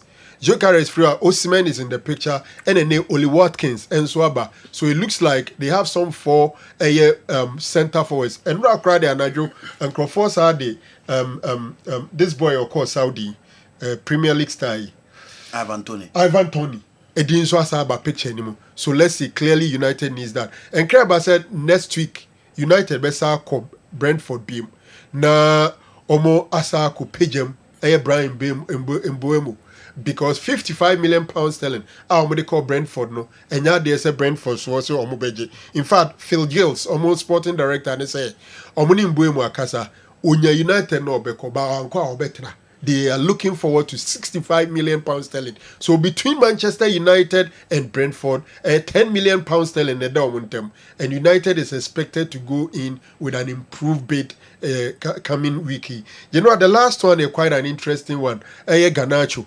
Garnacho, one, Bebrejidi is Amorim formation M1. Niruno or a typical left-sided winger, Honebuano. Sometimes he plays on the right. But wing back on the defensive duties, Amorim refuses M1. And he's not playing a typical left wing formation. We and through the attitude was shown near Dinano and then United casting it out. Then Commodity say Timo interested for Garnacho. Na Napoli ewum, but the Chelsea Dean and Crawford Bopa for Garnacho. I ask myself, as a Garnacho coach Chelsea, can he enter straight into the team? Because playing time where they name or put up that attitude and thinking so be changing and moving from Manchester to London. And the meaning how you see Garnacho in Chelsea at the left wing. Because right wing they no go zone. Right wing hold there. Me sure say Chelsea right wing. No go zone. Madwe kemukre gane. Inti I don't know, but the left wing honey bia obetima compete kakra. I'm not too sure how Chelsea will be too much into that one. You know, a final one, Malaysia at the end there for now. PS before no so Muntuaso. Okay. My last pick, my name said the baby fear Thomas Tay Party in common. Party, okay. Who said no, yes, sorry, son. And if you come on, I say, I'm on any. I am on any fear, I'm on any asem. Okay. Say BM Fabe 4 minutes be. No problem. Asam no, Mwa kakra, chere say, enye na asem. 2021-2022 and the issue in the buy. But and some Rashishawa a fee and in Metropolitan Police in London and the Ababe Tuga. Then some no and Mammy and Son and no more and wasem a womb. Na send ya bruchime, we are no me no nimpo Ghana. Or body rape to be maswa. Or body a money dimpo na yakasi unimphony anani bibia. A posi phone coin in him. Na isanze omugidi esi repeat oba sabi egu nanim ase anhwe ko obi ampeni biem ne senti omubbo nipa kro no na identity ho ban they don't disclose it oba ba ko se party ayere no ene nada impre no the second one enso say imprensa ina oyere no wayere no the third one say sexual assault. Was it 3 counts of rape? Back also say sexual assault. Sexual assault in the you do baby cry to say be crow kono abonoto. When you asem. If you crowd on South and a Betty, Obeka church or on a Betty on and the feelings war into assault sexually. Omohonom no imprensa nyina no yire no kofe so anu ayire no na wasan ko no ayire no na wasan ko bi no wasan ayire no 3 times na patifi ho no ho yisinima dog yento aso the yam de bi yi movie ho dog yento aso rango de kam to meje who say asem no are ho but so no ko no akwayire no no abafi no miana no asan ko no ayire no no dada no ko yire no o yire o baako o mo ato nyina uko group o mo ato e ba mu wie isi asembia eziachiri no asan ko no ayire o 3 times dok yento aso ba ye kan say ye kan say general unim say krom ho o ka ane na so ne start ebi kro no kra wo so na clean o tene no na o koso o se stop why so stop wo so wa na se enye ehonko o hanyina ebi a ukoba ukosoro no o se stop a ebi a wo na wo soro face wo kra na wo soro kra wo de emfa so na eduru mfifi na so no tene no kosoro a na se eduru baby o se stop a so stop wo de sa ukoba na ukosoro o se stop emra kwa mu no wo soro no stop ani kwa so disi wo disi asema ba etebi a train stop no soro kwa na ze de jai ebi kwa o ti yaw onti debiem okay yenkoi inti jai wo anya ya wa yire ne nada inti nsem no ahumti na party na ebo potofu pat oh yenkoi party dey you know, yeah. To be very honest, no, I'm who story me shame because okay. Ansem we.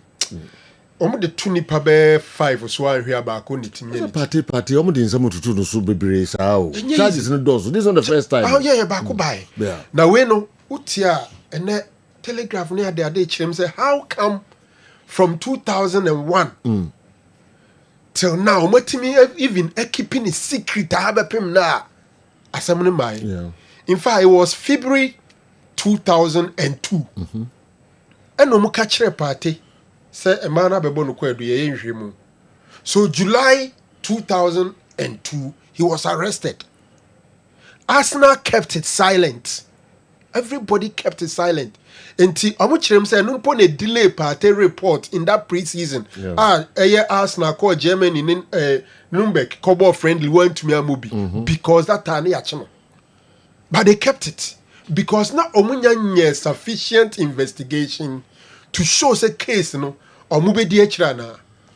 And Oma keeping it quiet from 2002 till today till nanu ye afe na afe de omo say Oma ye omo hwehwe mu nyina awie ensem na maya no de abeto party so no enye hroda sem na emom omo prosecutors ni gidi say no kredie ewom Arsenal for make a comment on it omo nsem ne say ene omo ni Thomas Tell party contract ewuye June 30th. Enti party nya omu player biem.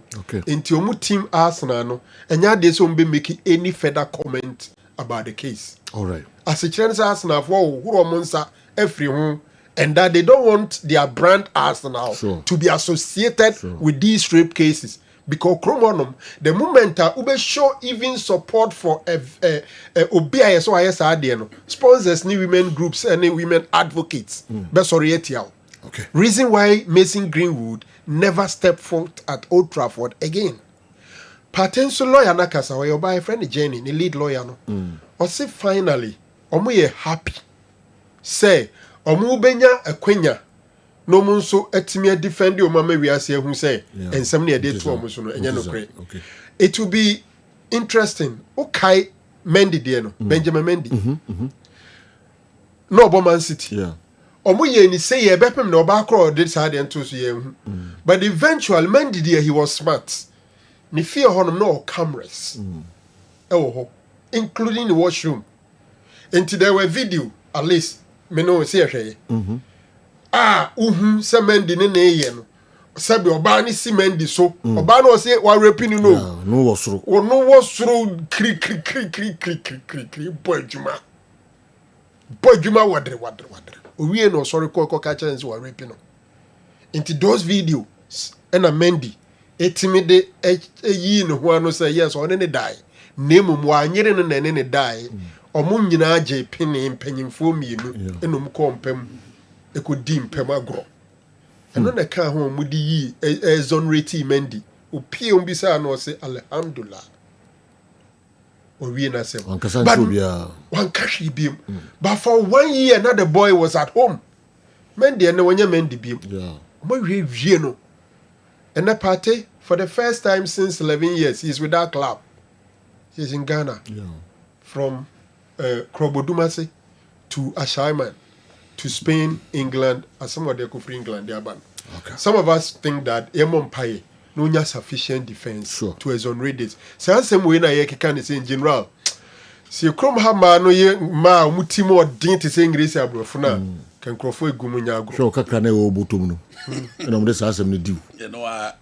Show botom na asem na diu. Na sika na wabagi no krom ho de ko na ye omoya. Ombe gifan wo krom. Yeah. Ombe gifan. O ma ho kwan no anye careful. Ombe gifan atena krom. No as I said, because I'm so beat me as Ghana say in the middle of a game. Now Obana Becca says stop. No, I stop. But you beat me, you are. A motim cry. Say stop. Stop. I'm no more enjoying it. Say no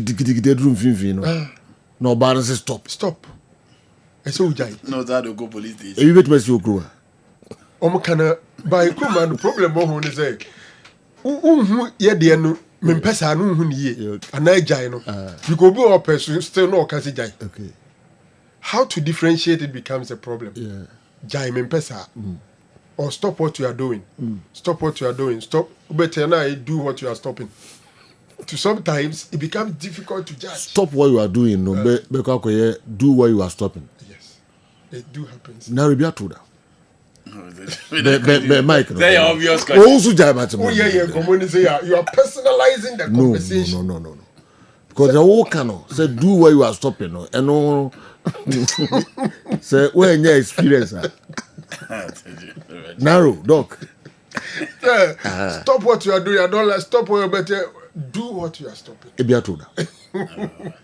I refuse to answer. What do you be at? Doctor, I can't break away. Oh, answer now. Who is that? Hey, I say, oh, omo de no ye ja o ka jai. By come no betima ka jai but no umini say. So say me nto ahiafo. Omo bibi ni omo sem na nto. Unni hwe asase moyi. O han na o tia. But unni hwe a oje ahye no ku no okọ. Ko ne baby oprapra no okọ. But bibi o ho de o de beji bibi. But Rango. Yes, yeah. You know, I would like it to 30 seconds. We need to dig deep as to why all black players are white girls. And I just do one way. Black players from Africa. Omotai epe white girls. Yes, do now. Black players from Africa, Europe, South America for now. Most of them. Opia girl yakoko. Opia. Ushengolo Kante. Ushengolo Kante tuntumwe. Na sejo. She Hendrik kura no ya kura. Hendrik tuntumwe oge yakoko. Bruni. You know, most of them opia girl fita. Emsa brofo no nso so sheda dom ho ko hihye wo mu. Sheda ekọ. Dina most of them models. Mostly models and as your players no actor. Why I say models and Lami ya mali na nsɛn nkrofo ne nam ne ho abrofo na bɛkyem how you Ngolo Kante onwe amanga yento so mfama amanfo ai ena ye meminda odu mienu ne bepeje mu enye no mienu mpam chonte ye mon tew na yen sorry so could this be the reason why Arsenal didn't extend Partey's contract? Sir Franco Naro is the man of the match today. So you allow him to flow. Joe, you are asking a relevant question. Rape on 3 different occasions? Okay, Michael Ablekuma and anyway, and so Abebom. Yebeko Awal Mohammed ho na odie ewuram kakra ansana. Local stories no yede and so Abramo. Na mami fan twem say Hillary Adabo official obey Kumasi Asante Kotoko player. Ka medicals nkwa. I see. Obeye na Hillary Adabo. Obabeye Asante Kotoko player. Oma wi bibia ka medicals nkwa. Na when me the video ano. My video. I'm say be Tuesday or no. Sir. Tuesday or Monday. Tuesday. Wednesday, eh? Oh, okay. All right. Intina and so the main gra me nya sisia and so no. Kotoko number 62 number when. Okay. Ono ne position pa ne saying.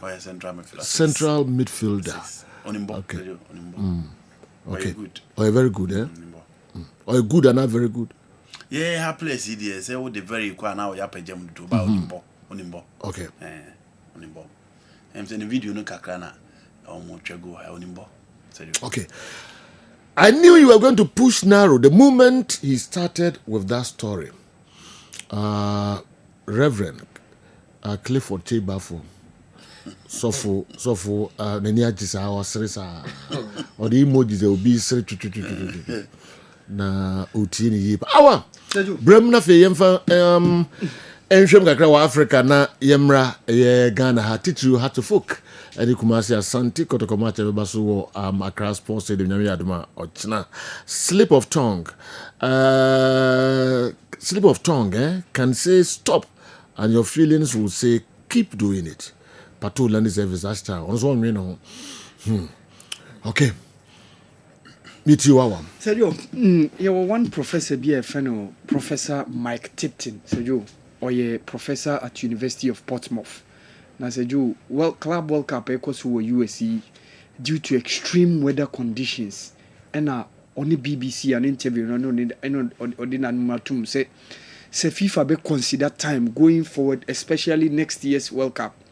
Say you at me beb game na ubeti you say referee say aka 8 minutes but yen stop game no. Professor na na picture e da wa manfo hu no. O say FIFA betimi consider na game say betimi ba 9 AM local time. But say you there could be logistical constraints. But he's a professor at environmental sciences ne heat ne all those sustainability energy and all those issues, you know. He's an expert over there. And Oyobi Awawedare was making a lot of research into extreme weather conditions and how it impacts on footballers. That's the reason why I said you ordinary no atum. Says a FIFA be consider going forward, especially next year, Bebo World Cup. Because last year, summertime around this time, Nipa ebro by 100,000 and heat wave related illnesses ewo USA. And said you time I ebo game yana FIFA World Cup 2026 next year around this same time yana tournament na ebaso. Ena ordinary no atum advise FIFA based on the expert researcher on who make say who say come take decision a ebeboa. Said you no about told you say the governor of Kano State, Mr. Abba Yusuf Kabir, appointed Ahmed Musa as the general manager of Kano Pillars. So said you obenya double roles as a footballer and also as a general manager. Oftentimes adia etehun say obi a oye player coach. Adia etehun no obi a obo no say coach.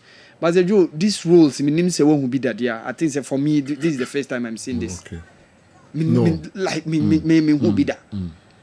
This is the me say oye player, but the Kano State governor are appointing say on sign general manager for the club. Okay. For Kano Pillars. So we combining two roles because Onyan retire. Oba ewo omuliga ebo ya he is the one who has been captaining the club.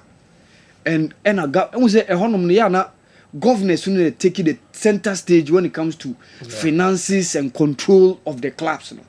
So the state governors and the state government have a stake in how said they be running the club. No? So that was the reason why. So the general manager will be coached by the coach of the club. Yes. So how are roles going to be interplayed in this issue? So even recently, now my coach resigning after season, you know, but say you. Ebeko susa say yo enwa babe told you say one of players Benny McCarthy animu for the chance squad no wakwa signing Ediama one club in Zambia. So say you ama ya revisit the case of Chan tournament ebeba so next month no can you reconsider say player osina kan ewo continent irrespective of league obebia say you so osina kan wa Africa he must qualify to play the Chan tournament. It shouldn't be only say be a usi a kind local league mo. And I think that idea came on board. But CAF up till now, Omonyan take that final stand on that decision. Whether says we are Ghana ni, na say Ghana qualify for Chan tournament. Say Ghana ni be see a kind be a South Africa, and na be a Morocco, SSO Bobby. Na say jo ya. Na Benny McCarthy in squad wadi kind name say who said one of the players nani ebe done like ne super the Chan tournament ekobaso na okwa sign Ediama Power Dynamo. Say you he felt so disappointed after that decision, but we anye because a player ne career and our journey or cohe opportunity where obenya chance esi akan CAF Champions League because Power Dynamos and Zambia champions and Champions League ebe shase nyame boa September ekoso yi seju omo part of the team seju ene women's AFCON no shase na first game ebe between last edition's runners up almost a host ebe Morocco against Zambia seju ma catalogue players to watch and seju women's AFCON there yana you born every 2 years, even though there were some instances of COVID ebaya yentimi more, especially after the 20 edition ye hosti Ghana ha yentimi more the 2020 edition till the 2022 edition ebaso 2023 in Morocco. And said you players we are expected to watch at the AFCON. I think say Asita Oshuala probably is the biggest of all. 6-time AFCON winner and 6-time women's best player on the continent, 2-time women's UEFA Champions League with Barcelona before moving out to BFC in USC. And of course, Barbara Banda of Zambia. So Barbara Banda last edition went to due to women's eligibility rules.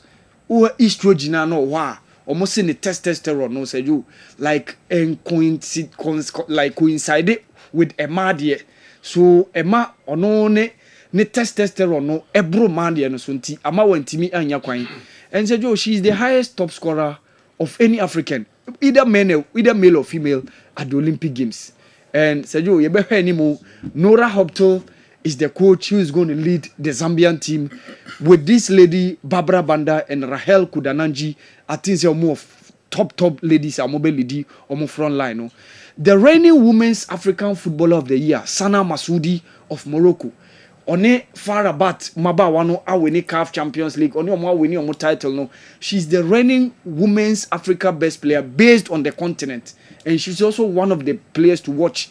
The women's AFCON now. Ebebaso Yameboa Eshasi alongside Rosella Ayani and also Esina Kan Edema Tottenham Hotspur. And of course, there's one lady, a friend Clara Luvunga of Tanzania. Osia Kan Ewo Al Nasser.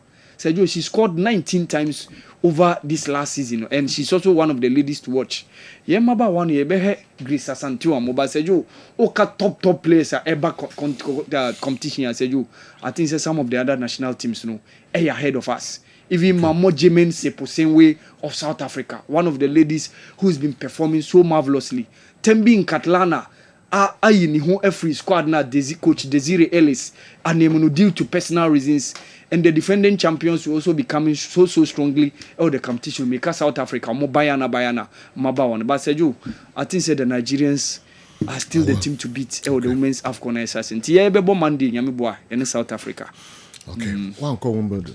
Yeah, Wimbledon. Seju Ketuebi. Carlos Alcaraz. Seju. Enwa Onyaske honestly in the second set. Yeah. After winning the first set, Jen Trump man a very good run for this man in the second set. But in the third and the fourth set, Sergio, that's where he came strongly and he was able to defeat Jen Trump, the German international. Sergio, for me, I think say Maradukanu na British for no hen and him say on subetimia konenimpa. But unfortunately, Arina Sabalenka Edinechi Akafom. 7-6-6-4. She's also said goodbye to Sergio. For me, I think Alcaraz still remain the man to beat in this year's Wimbledon because the last two editions winning, and on Ethiopia is been Novak. 2023 Novak no beatino. Last year in 2024 Novak no beatino. So Sergio, for me, Carlos Alcaraz still remains the man to beat. This year's Wimbledon na Sergio. Okay.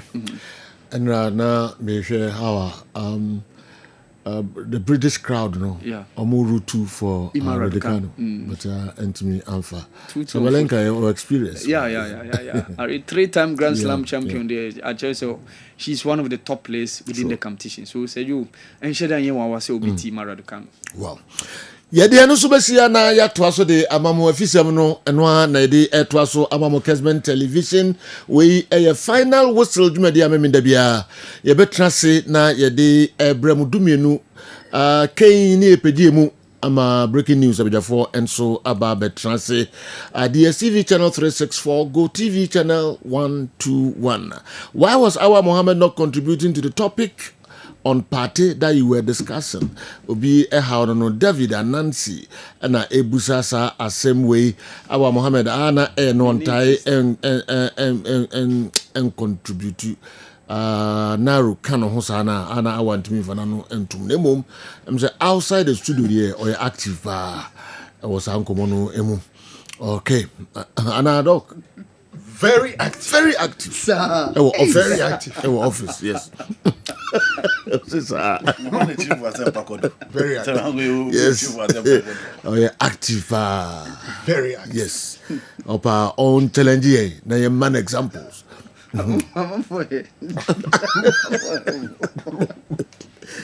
Okay. Oh, challenge me ana. Okay. Very active. Very active. About for interest, but it means I'm great. For us, anyway, free UK and every. Sometimes they will tell the men to stop and later change their mind to do what they are doing, to do what they are stopping. For us, UK, they also do about no. Okay. Mamisha kwesi afrani on the numeracy na nibeji papa general. I had the otai a stopper obi be bon fien brow. Stop saying. Because your friend also ever no. Okay, a dozen yet me call emphasis fi yentwaso emfa emamu. Yeah, he can't be fear Gettysburg na the way and so ebre or say good morning boss. We are patiently waiting to finish Yanum come tomorrow at the nation's Wembley. Aside the referee, Juliet appears unaided win in last year's Democracy Cup. We hardly lose to them here. After losing 3 consecutive President's Cup games, the tradition will continue tomorrow. Honorable Linda Obenewa Akwele Oklu and her mayor have already beaten Dr. Amoakohene and Kinzuba off the field with a visit to Pobiman yesterday. Looking at the Pobiman Training Center, they Yanum shouldn't mistake it for Carrington. Heart of Oak's technical team is using drone cameras for performance analysis during training sessions. I'm afraid the drones will hit trees if they try it at the Adakojachi forest. All right. Is it true? Heart of Oak, drone cameras? Yes, okay. And this I ready. I'm Heart of Oak, drone cameras. So what's with the drone band that could okay. We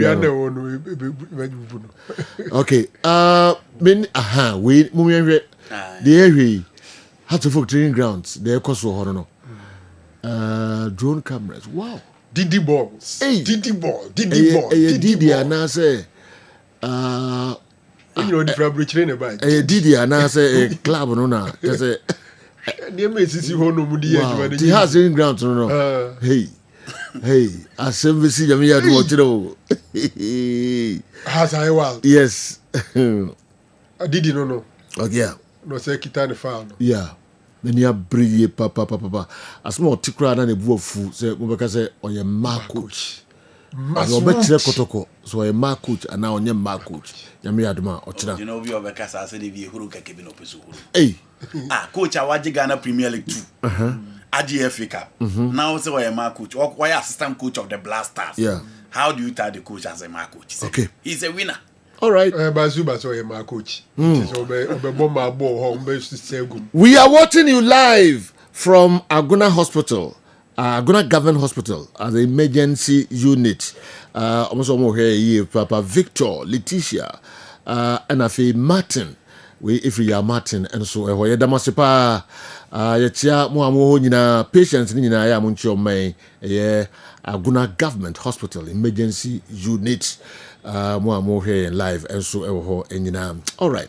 Yen come refi na yemehe afisem suka cry de ebeto so benim say Heart of Oak na santi kotoko match no yebedi ho enkomo yi papa na fe promises ahodo say government officials e de omo ho agimpa and so enya asem keto em so obi kura the message by na on pesa idea no say politicians no e de omo ho agi eye sa match hu nsensem no na go hear message no dey by na exactly what you wrote. There's absolutely nothing wrong. Okay. Say president can politician don't want. Yes. First of all, president here body action in munyam. Regional minister any Kumasi mayor no. Omo na si president na name. Yeah. E wa Asante Mantem ha. Enkrai regional minister any mayor no. Omo nso na si president na name wo ho. And coincidentally, Kotoko is coming from here. House of Oak is coming from Accra. Okay. Enti say Kotoko Tumisha, Abeyan Munyam said the ama regional minister no regional. Has sha Honorable Oklu Akwele Ababeyan Munyam said the mom. Na pese unyam kunim de na unyan munyama utu wana mom. Anamo ube tu bine say ube akoshe omon cry. No asa shebo. No asa freo man for say umumeta wechi. And it's exactly what they are doing. And I think, say, among this President's Cup, any different vibe, apart from the other dynamics of a new coach, former Koto coach being at the bench. Don't forget, Zito is a former House of Oak coach. And also, there are so many dynamics, and for me, it makes it good. Minim soba ebe share referees in the Yeah. Osa Koto kwenya de letter ko. Oh yes. Akwesi Brobe. Yeah, Akwesi Brobe. Yeah. Maybe we'll give updates on that. All right. Yeah, James go message na fi yen sha sem fam free ho. Akwesi Brobe, who took us to court again. I think the organizers want to do something for Heart of Oak. If something goes wrong, we'll stop playing the game. James go anyway aba. Yen fa no share referees no dey na say Dr. Naro. Yes. You see, man for Bekaya. Referee Akwesi Brobe referee obedi match Bobayara. We na oko report the court. I me no kasa case ni pende ni nyina ne se kotoko akitafo bi osei omo de omo nsa keka no. In fact, I no pay I cross checked with lawyer ujire mu makotoko supporters no. Lawyer safudu kwa coincidental nei oye team no kasamafo. Osi case no kwasi brobia begina adakem aboni crew omo kotokofo nso so aka omo nsem a omo akase bibia sa antisa case no on say the stage address omo twen say the main prosecutors enso so the omo evidence ebeba, so the case is still pending. We are not the free honoma last season NDAI kotoko echo young apostles omo appointed akwasi brobi for that match Emma or turning it down say because of the pending case or no kwasi brobi no on to me this match no because only asante kotoko case e court ene president cap no omo pass a referee ni say omo hwe no nko ginam en to ayirem en fama family no kotoko for di kan free ga campaign for atwe omadwen sisu say se bia ewia a omo kai omo say opanyin no one kotoko akitaafo o manso e wo court eguso koso nti ebimpa na jani from so nkrofo adwen be ye omo say enam manso ne kotoko akitaafo ana one kotoko wonti ene wo ye saa de no emfa asomdwe ma nti gakafo nyini mfiri wo omo to aso no anwumre esa emani ye official apart from verbal conversation no esa chroye e de amagalka said they should change the referee. Okay. But they are yet to get a response from the organizers of the competition, which is Galka. Okay. My personal opinion, and they say, ebe boa ura kwesi brobe, ebe boa Galka, ebe boa kotoko, aboa ubia, so muyi ni free honoma. Because referee our day club wo ordinary court there. You know, be a one no man soon. Judge be di mu asem.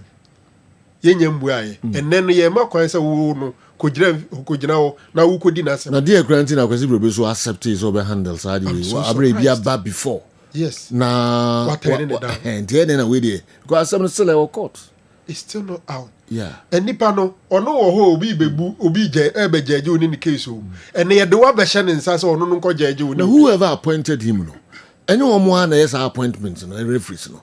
Kotoko yusu sa reason we are the man try when this game no. E ko no kwada ko ba be di o. But na pressure from Asante Kotoko. No man the idea. So why is it is our committee now nipa whoever appointed him no. They no must appointing him.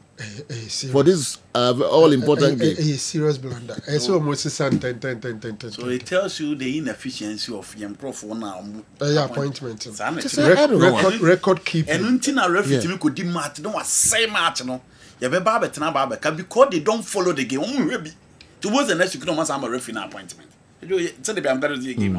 Oh, a very good referee, but oh, be a mistake, be genuine mistake. Yes. It be first say una. Into because it will be. Ukraine say senka tidy way. Oka say no. Yes. You know, as how they went so. A man any protest and sana you were free. No, because you cry. We are referee. It's also telling us something.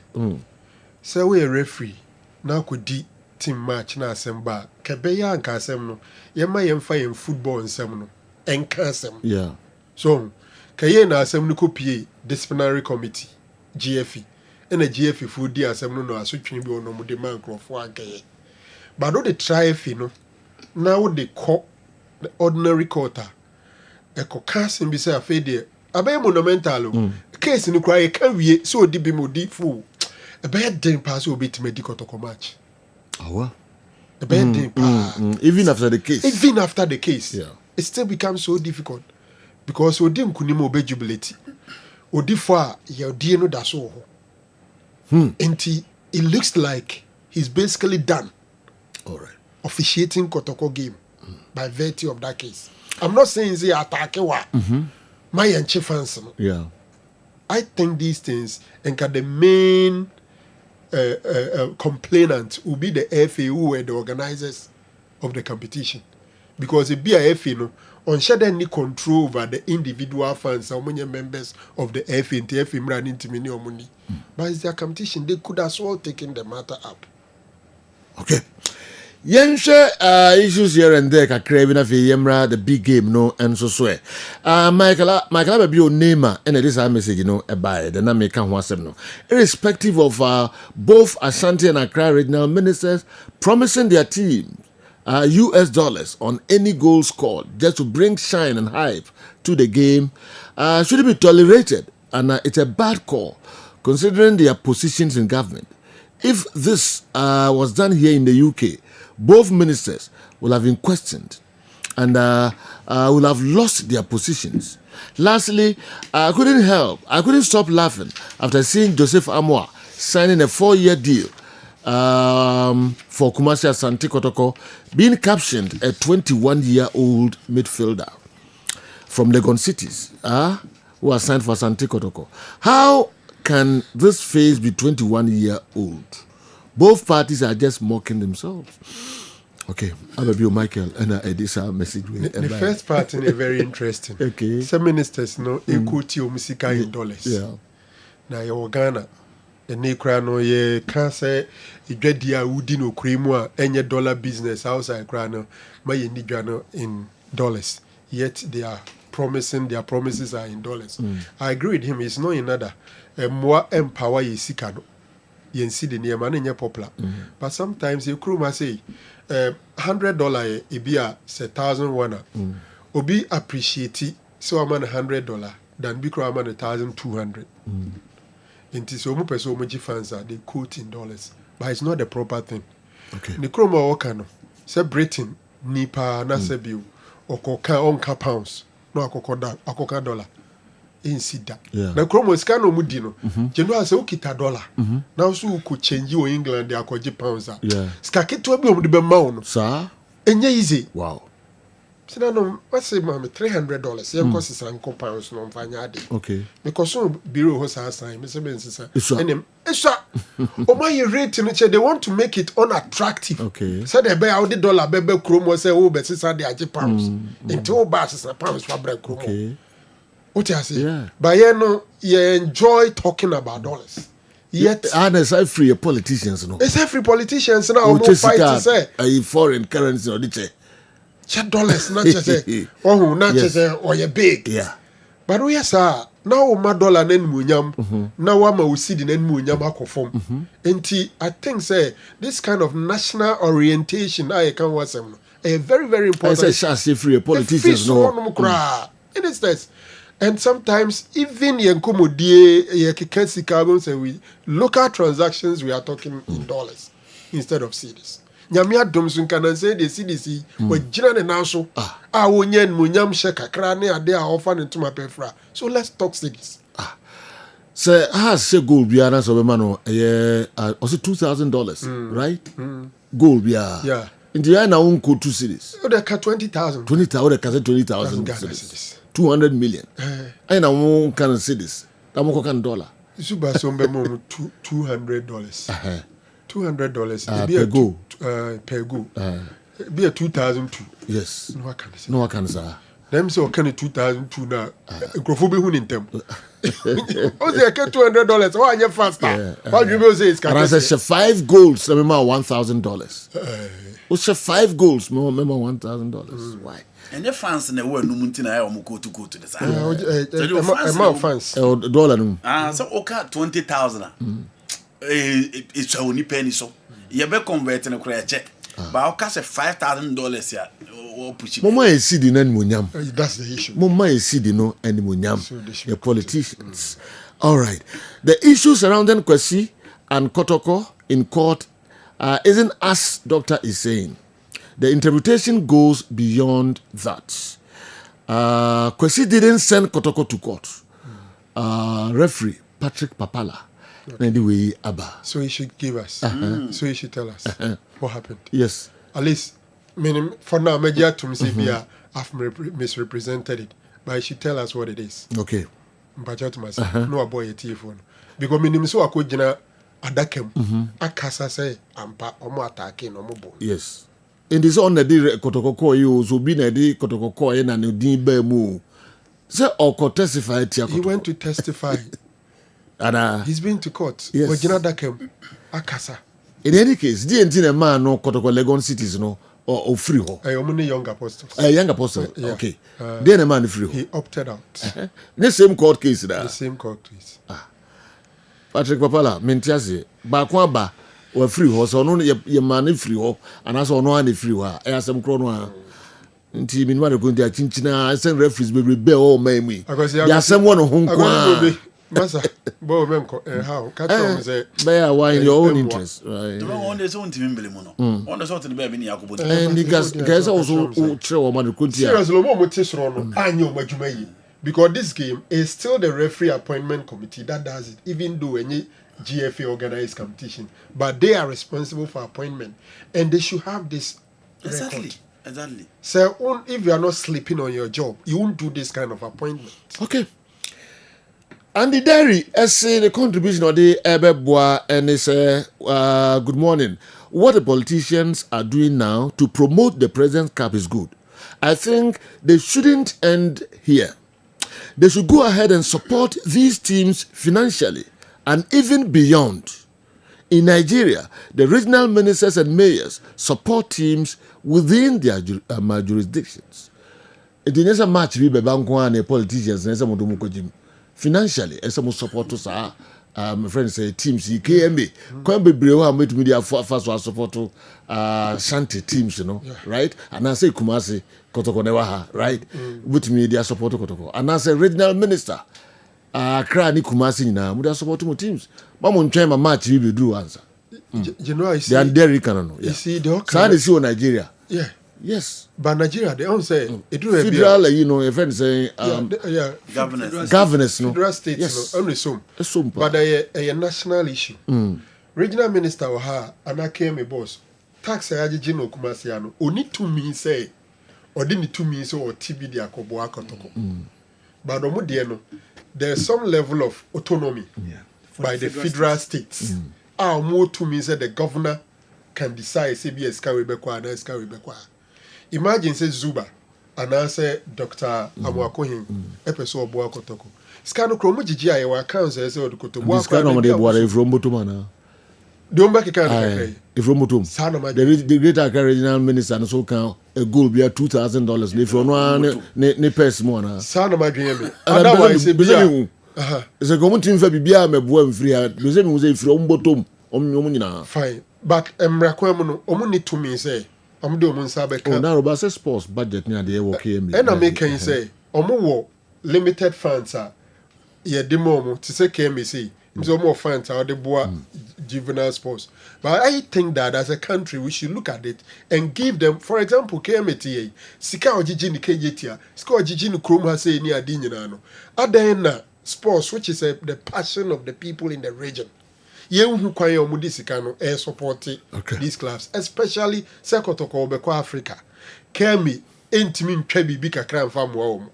Meanwhile, commerce and as a financial activities because during that time, ekosoro mo so no munya mo kakra film. It is something we have to look at it in the broader picture. Okay. Nti na eno so eno no mre ko intimi emie mu ye pa. Zakov Mohammed no say referee Akwasi Brobe is a one man in the lines tomorrow, and if the GFA or Galka dare change him, with all due respect to the best in the Fourth Republic, President John Dramani Mahama will stop honoring the game. We've informed our management about it. Nti nature say hearts of folk supporters no, and so they are to management no enim say kotoko for so mo emo change Kwasi Brobe match no so be jaibo almost okay say one friend so mbeti and quite another say omoko info omo say so man hwe yi no mo ma yes sana almost anna match the last time omo kro omo kasa pushi ma iti omo ya da be say do ade we nya de a minister kofo madam for na nya adwe referee no ne kotoko issue wo court nti e house of fuku no mo issue an come press obedi empanimfo na omo osoro ho no na emfa ye ball no na omo sleep on their job and omo ye this kind of appointment nti we nya de o se so e ya de didi obia se do any obia de nti nya de say and for no one safety kura nyama no referee na for ni safety enyama no so be ba be gina church la ba be say aduma nti ono a minim pa say onyi ntum gra so akoye. Until let's not push the team say Ojaya and don't be diable. Mr. Samu best only referee for Sata me kan de bibia che so no go handle. I'm better son. Ndi yenhwe eso omsesa no. They will change him. Eso omsesa no. Yes. It's not good for anybody. It's clear the referee's manager hates Kumasi Asante Kotoko so much. That's why he maintained Yao Bless and kicked a shot. Why is it that in Ghana, any player who stays in a team for a long time is referred to as a politician? But in Europe, players are able to play a single team for their entire career and they are referred to as legends. Secondly, players in Ghana, is Ghana really playing professional league? And are the Ghana Premier League players really professional players? Why do players who do not play under teams really prosper abroad than those who play the under teams here? Justice Mampon, same health center the way abreye. Na fi yen so ho kakra bi na enko game no. Justice. Players no mbo Premier League ni Sergio MPMP no. Unya chance emo Ghana Premier League na wonyine. My na dai ho. Unya chance ya obo Ghana Premier League na wonyine na umfie kwa edi mu. Inti Sergio eya na de say mainstream Europe obetimi enya chance akọ. Again, adeɛ baako a na bo Ghanaian players mo mutu kwan pa ye under 17, under 20. Sergio enya ko tournament ba pe.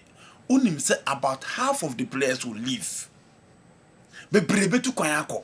Na omu nyina akọ akosi akan wa mana. And in recent times under 17 under 20 ye nkobi. Inti players ne kwa ye mfabim free and ye do makọ. Inti washa second division academy coach football and hold on to transfer players to mainstream Europe. Why? Because they consider age. Apart from the technical skills and development mentally and physically, no. So you one area emrofune shepa age. And today as a Franco Naroka say, and every local player or blaster, the player should be at least 20 years. I want you beat me a consider more consistent play. But I do. So far your team see omubo any the back picture to swap. You better cut 21 or 30. Into Bronino will not accept that player. It is the reason why certain players no more under 17 or more coach football or more second division or more time because and most of the second division teams will be what academy. Once academy no boys need a chance in two kwaya. Omo mature kakra bia no to third division account. Third division no so no hu se da bi players one here oboka no the second division account.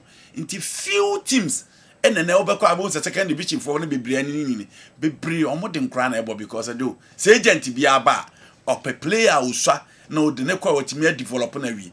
But obi bo kotoko obi bo has obi bo samata say do ono na adwe na nyina wi. Enya de se broni be accepting say or entertain no asan ba be develop no. What is he developing? The skill, the mentality, the psychological side, and he fan or be develop. It is the reason why the last time now I can say they said oh help last time more we play some more blaster in now. Obebu say how many of them played in the Ghana Premier League? Na yensan check it the timer. Guys ni nya chance etu kwan. Hwesa menyomo said oh and omo bobo na abaka so mo yamrofo. It is because of the time omo move here from at the Ekoe, Thomas Tepatimo. Look at the difference between them. Your recent collapse, hardly would you get an ex-Ghana Premier League player in the Black Stars. So a Bob Premier League in Ibia to Kwai. And one rise. The time I say Nyani and Pibini in Yebi. Yes, yes. Inti said you, I'm not for value age. And I say, it's a hack. No free. Yes. A boy no board dreams one season. Yes. And no the corner. I think it was half season. No board dreams half season. I'm not for no and I players are ye bo mudia. Teams push you e de eba Europe so mra mesi aka mfa mom. Young players 17, 18. Until ubure mo straight away no ultimately adapt to the style and everything of game. Until ye players say ombo league ideas do. E be ye dey in mainstream Europe no. Betimi anya chance akọ enu ti nene won say play teams a omo anything teams a players in the inside do omo prosper check players na omo din age factor yeah asem we no say ya carry over sila man for interest kakra me pick be 2 bi pe na fe ya to so just me mami we answer na mabasa nkomo no so who did Franco Nairachia. All right, just imagine if all regional ministers MMDs DCs and DCEs get interested in the various clubs within their jurisdictions.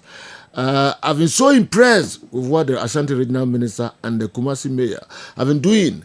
Whoever has a problem with it is overly blinded by politics. Victorious Collins. And so, ama yensa I can't wait. Victorious Collins, when you wow, or sign at the we know at Twaso MIA. As we must see a chemo. The interpretation of rape and assault over there is just laughable, to say the least. So, can you imagine how many men will be in jail in this country if those sins are reported here? Something will definitely kill a man. Victorious Collins, anyway, about can you be a jail? It be 10 years, it be 20 years. Now, I won't be saying, what say, yes, you'll be a repeal, be a criminal man. Me muna ten be brave. Near Motatim Hono. Yes, they are Baha and Ka Yeni Asofu in a fa Iguafias. In Kibikra Police Penny, IGP. Yes, I know them Crawford, coaching Crawford, Kenya IGP Munina them neat. Near beside GP say, then a do buy. So, do baby near the Yawaha. Na yenu man mudi asem nyina oh yeah gebedu baby no nyina ka kenyo mu nyina because enye bete but nyame ne nyina ye boafo sometimes we thank God say yes you be pie ha okay na yenu man so fa trim ya sempa yeah na sa niema we no mun tam fa nkoko okay because kay asem kesi all right the formerly Kumasi Asante Kotoko atro akakoma FA ana Galka se kwesi brobe almost sano and far and ma omo. They are waiting from heart for Nibio. Or say, please tell Jamsco and Sergio, the referee who awarded this offside goal for Kotoko is going to officiate the match tomorrow. What should House of Folk fans also say?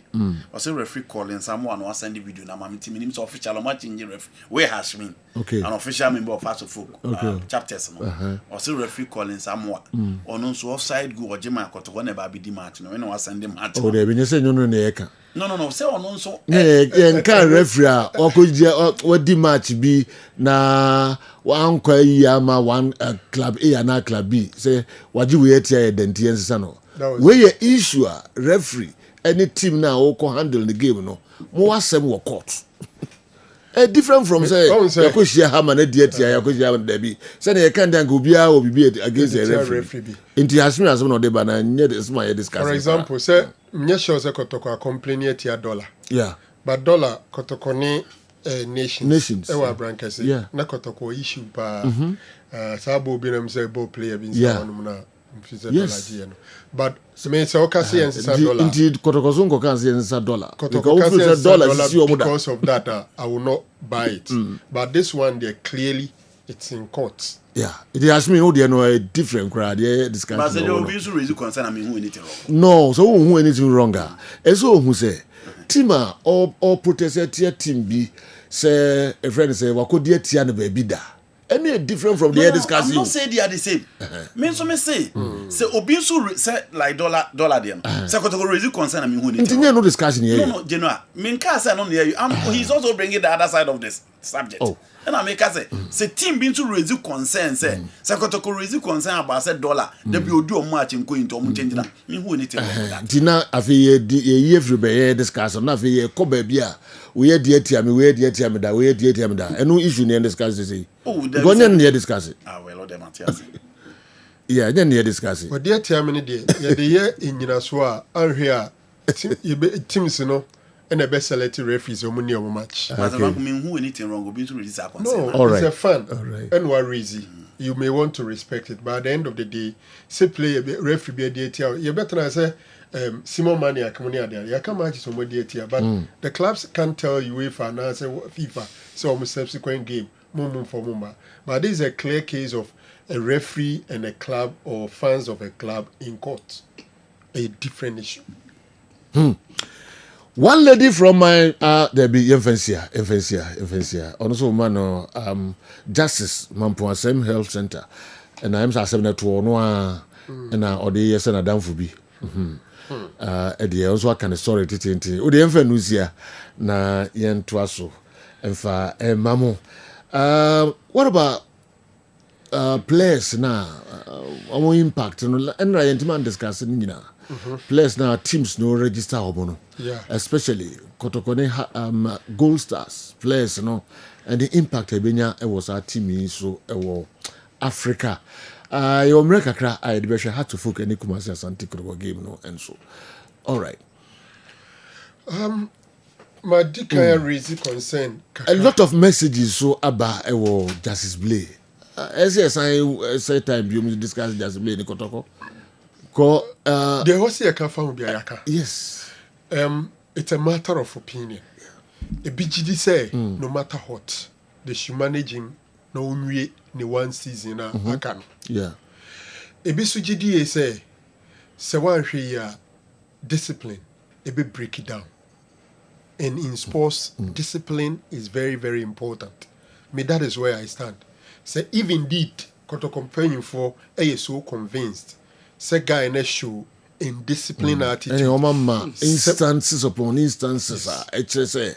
There is no way yeah, only penifoni dinkoma.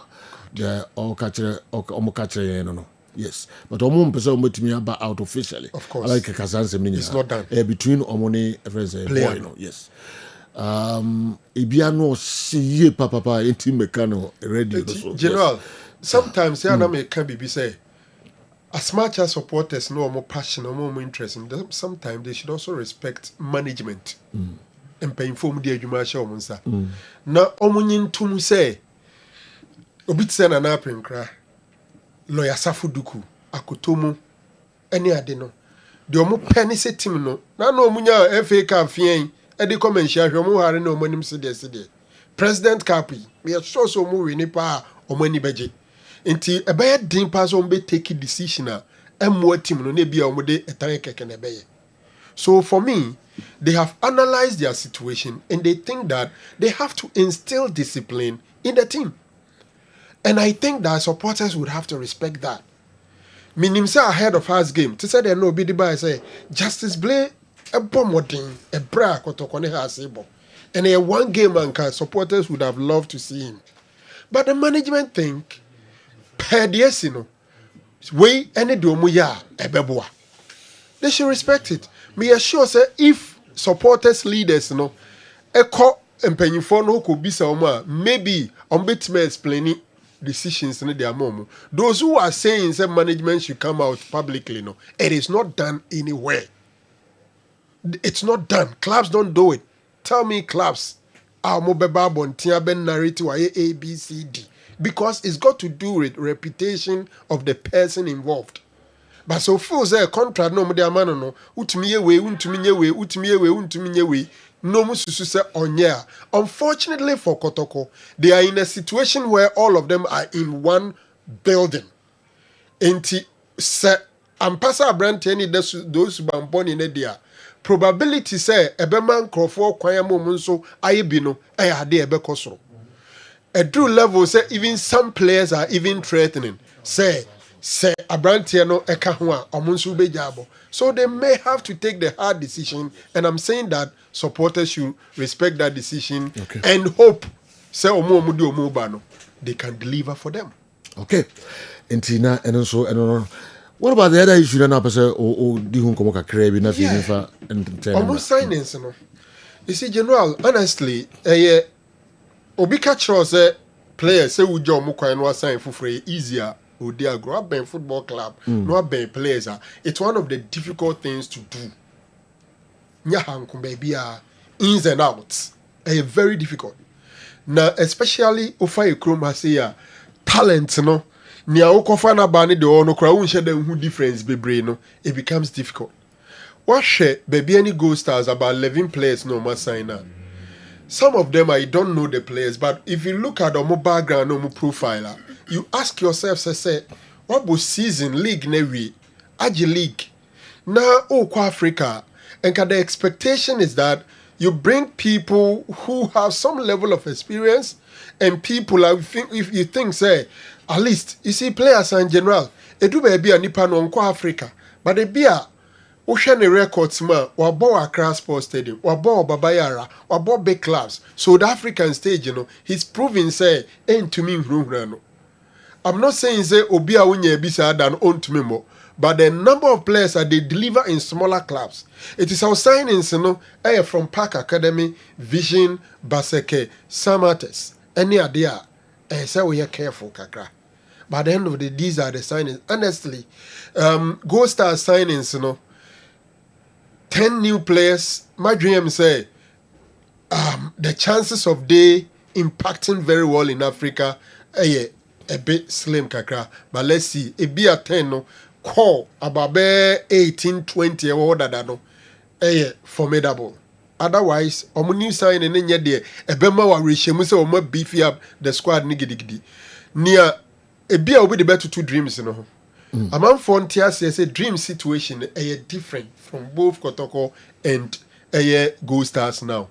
Dreams na omo tima Karim Zito name penyufono. Aye team na ache. They've been there for long. And omo de entry. John entry mo. Yeah. Eba be fry. Until the team was there. So they have teamwork, and it was the teamwork that did the trick, but not individuals. But let's see. Asante Kotoko same, and so yes signings. Meme tia madriam say you be close to transfer window. Na Kotoko assign 10 players. At least they will go 10. Because so young players are there all last season. And you move free now. Numbers in the Swati. And playing in Africa, playing in the league, playing the FA Cup. Now we share your situations, your medication, your feeding, and then your quino send your city and there. 3 competitions, no person do well. Players prayer, a check. Injuries are rampant because of your situation. And 2 first squad kit to be a obebre.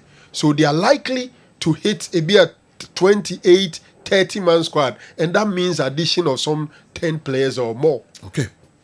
Mamre na me ho kakra bi mra na me ko Gentleman Dental Clinic me ba na fi de beka nyina no ye de ahwe Hatofuk ene Kumasi Asante Kotoko match I be so ewo Accra Sports Stadium no the highest magnitude mamre famfria the highest magnitude officiating against Kumasi Asante Kotoko is highly anticipated. The GFA referees appointment committee cannot extricate themselves from the ugly scenario. How can the FA appoint a referee who has an axe to grind with Asante Kotoko to handle Kumasi Asante Kotoko's match against Accra Hatofuk? Kwesi Brobe should reject the appointment as a referee of the President's Cup. Ke Kusi Josu Bisiase unawdi we abreye. I believe, God willing, tomorrow will be a good day for my team, Asante Kotoko, to beat Hatofuk, to lift the trophy. But I'm appealing to the players to have some patience when chances come their way. They should know that we have 4 goals to score against Accra Hatofuk just to cancel the 4 goals they scored against us. Tommy, anyway, a free G-Tech Accra now inside of Fenso. So stop from our ladies here means that you should do it harder. All right. That also divide. I don't know. Lavin C. Ajumawura. Also saying, Champion Joe, I'm reliably informed that Hatofuk and other rival clubs are eager to sign Justice Blay. Are we going to shoot ourselves in the foot? Anyway, let's see what happens in the days ahead. I still believe Justice Blay wasn't treated well. Every management course and lecture in the world entails conflict resolution. Why was there this rush, to see him out? It pays to listen to the supporters too. I don't see any of the new guys they are hyping better than Blay. Lavin C, Jumawura, and Ediwe, and so Ebreyen. Okay. Enti na and also no. Me call Gentleman Dental Clinic. Before that, referee Juliet Appiah, came to Accra and robbed us in the Democracy Cup, even though we knew she was a Kotoko diehard. For peace to reign, they should change the entire officiating officials, else we won't accept any changes. Kessben, Accra, and Amayensa Akanwe, Albert Siao Ajiman, Gentleman Dental Clinic, spokesman, or ha, in the Ninkomoka Crane Metro Sumamo. Abetu, say ye, Yanko Pandum, Sir. Yankwe, they not the Brian. All right, Sergio, Mechia Wankasa, Mejusupa, the Biamekasa, Ghana for a filu. It's based on response in your free outside. Wow. Oh, yes. Indeed, Sergio, I do who to ukakray. I'm say a boy. I mean, then I see, Gentleman, Ghana for Sunina, Bibia, or Kessben television, or Kessben radio, no so no. Dear, yeah, can I say, Gentleman Dental Clinic, anytime beer, Obeti and Cano. Ye catch Ghana for ne say yen called mandate and say osene wo wanum no ye bebo esene ho ban e de aboa na osene atumi afa ne ntoma pa e de fra na say e how bi eba esene mu a o de hwehwe ye kira kwan ye okuma se Bantama Abepo Junction Total Filling Station or yen branches no so edoso Ghana fa no nyina nti numbers no e display e wo screen no so ubetumi afre be ma direction be bia wo Ghana ha bia no Gentleman Dental Clinic ubetumi obetuma locate ye na yetumi aboa na bibia efa ese ho no eno na wo ba Gentleman Dental Clinic ye na ye oral education this time ya enhance yen oral education no said ye be ya Ghana fo ensu ebehu hia say yen enuma pomodin no ye be fa ne serious because ese eye nipa animonyam se oni obi kasa na ose no enya wan kasa no o confidence no ekɔ fam nipa bebre ubisa na sema na ase o ha no because ese na egu nanum no problem ɛwɔ ese ne mu enti de ye kan say hwehwɛ ye kira kwan na ye moa ye examination and consultation service ɛwɔ ho ye teeth whitening the friend cosmetic dentistry no ye tooth replacement ese na etu ese ye hye ema kama ni nyina oba Gentleman Dental Clinic ye de boa na your numbers no 055 913 9582 and 0549 906 588 enti ubetumi aba ene ye Saturday ene ubetumi ne family no ebusunya ne betumi aba bom especially your mofra no problems bebre oral issues she mofra no ho okodi mpepra grow school okọ ne sena kọbọ ho ama eseno eso abu tooth fracture abam oti pain ewo esene mu se ye be link no say okodi agro ana okoko ntokwa na onya sa problem nti omoso ene abo no ene hye ne ho ena all go through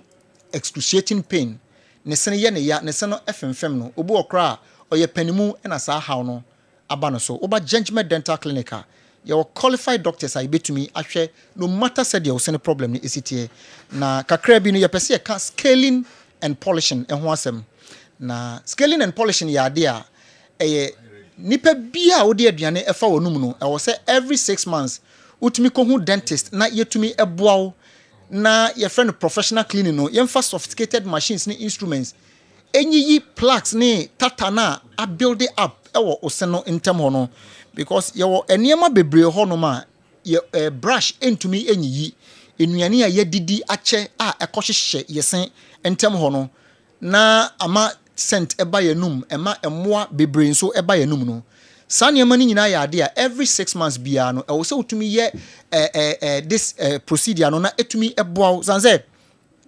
enipa bebre e wo ho wo hu se yellow bi ni green bi aba be hyehyɛ ne sen entem ho eye enuane a yedi no yenuane yedi no se anye sugar eye carbohydrate na oral bacteria no omope ade a ede eni nti se wodi drinks onom drinks ya abai bi anase aduane a eye carbohydrate based enuane monum fufuo bankunum ni ade a starch eye glucose eye sugar eni nti oral bacteria no ebe bedidi na afi we release acid e de egu oseno so na afi sa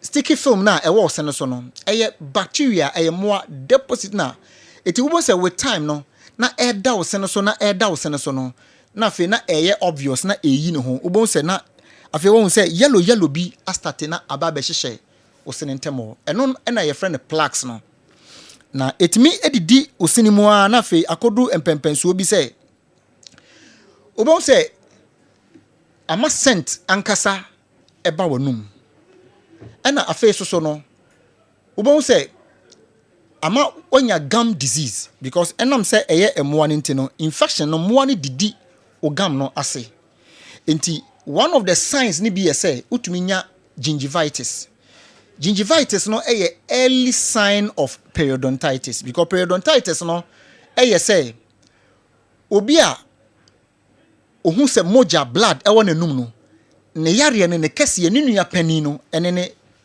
periodontitis no na woda sɔre na wohu sɛ blood moja egyinagyina wo sentem hɔ wo pesti wohu blood wɔ mu a ɛwɔ sɛ immediately wokɔhu dentist because ɛbɔ nka yɛ sɛ infection aba wo sene mu all because of say plaques ne tata na ɛhyehyɛ wo sene ntam hɔ na entumi enyiyi no ɛno deɛ toothbrush no entumi nyiyi sɛ elidi into plaques a just a dentist ɛna betumi ayusu machines any instruments ɛde ayiyi plaques no ama na free mu nti bacteria na didi mu ama afɛ deɛ akɔfa ɛhaw ɛde abrɛw obi okra bonsa na ne sen no ne gam no na astate honhono kakra obi okro di bread ohun sɛ moja ɛwɔ mu ohun sɛ asan ne nyina bi ɛwɔ nanum but na oda so ɛte hɔ nti sɛ edidi mu na afɛ ekodu perio na ɛno kyerɛ sɛ ohun sɛ ogam no a consist of tissues eti tissues no ɛstate sɛ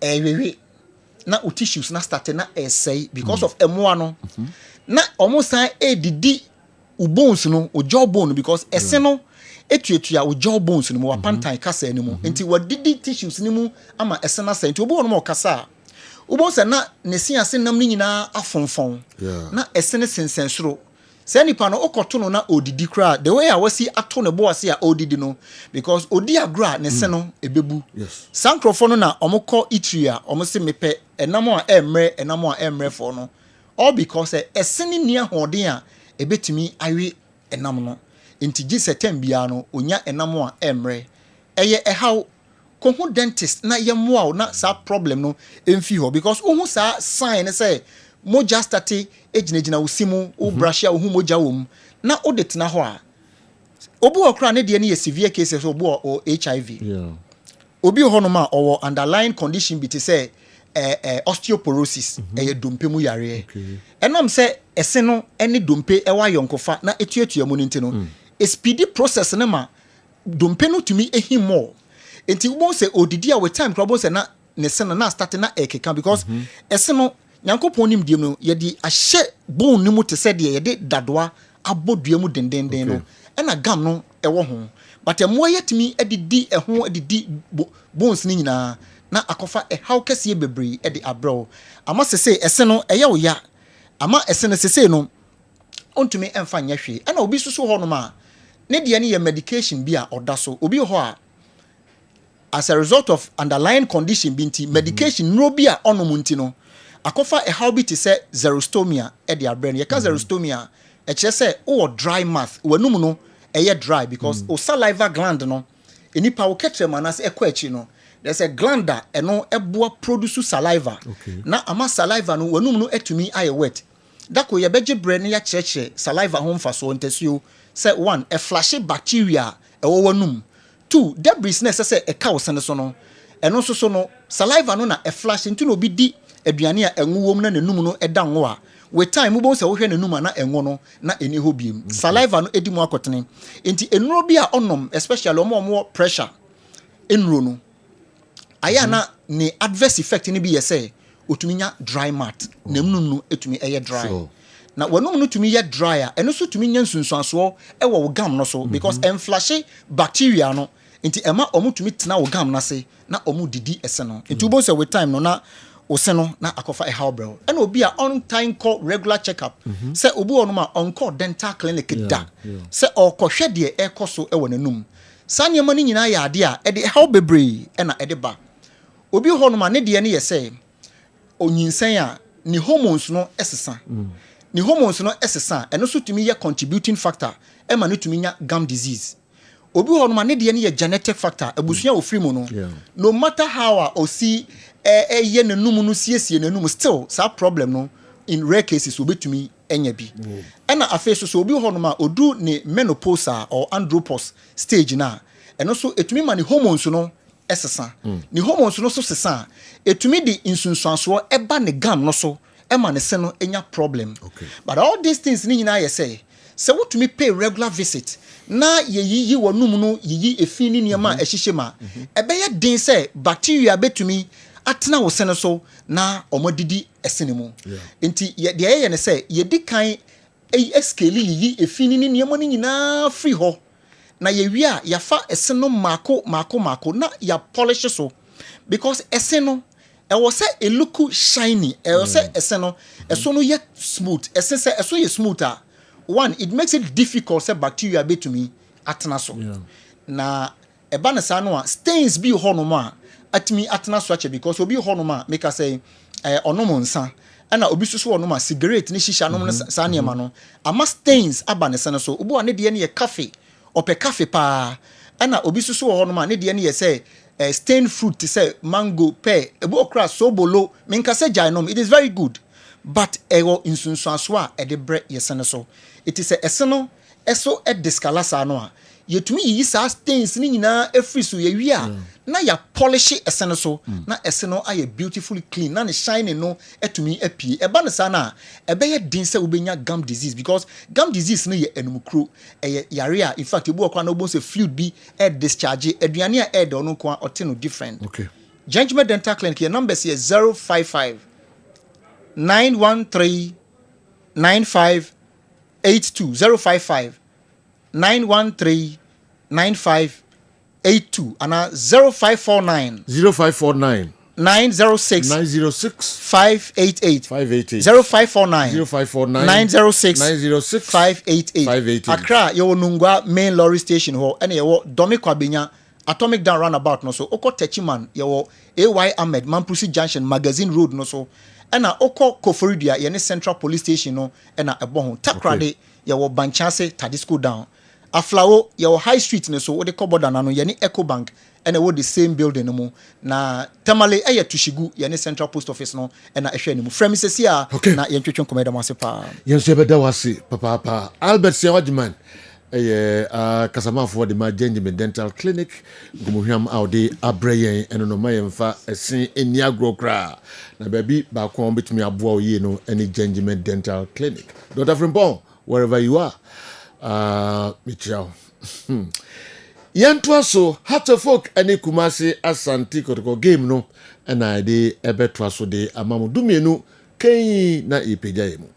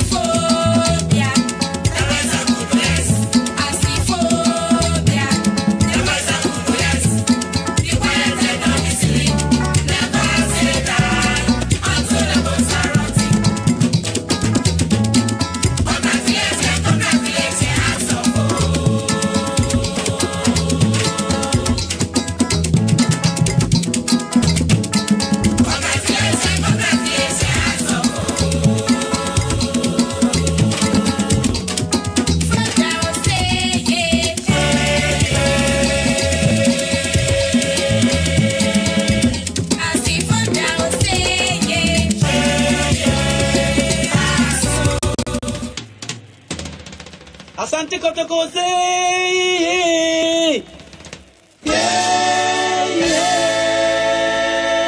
Asante kotoko say yeah.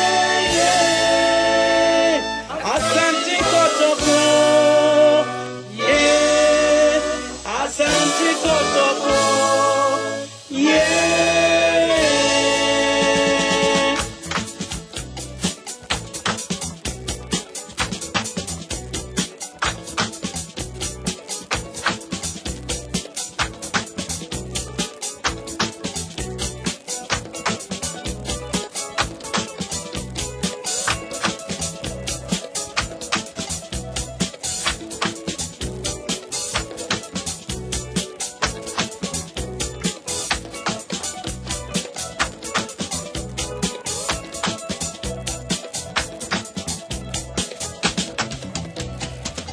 Asante kotoko yebesha mamo.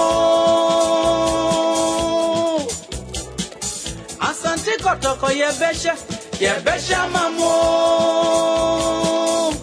Asante kotoko yebesha mamo. Asante kotoko yebesha mamo.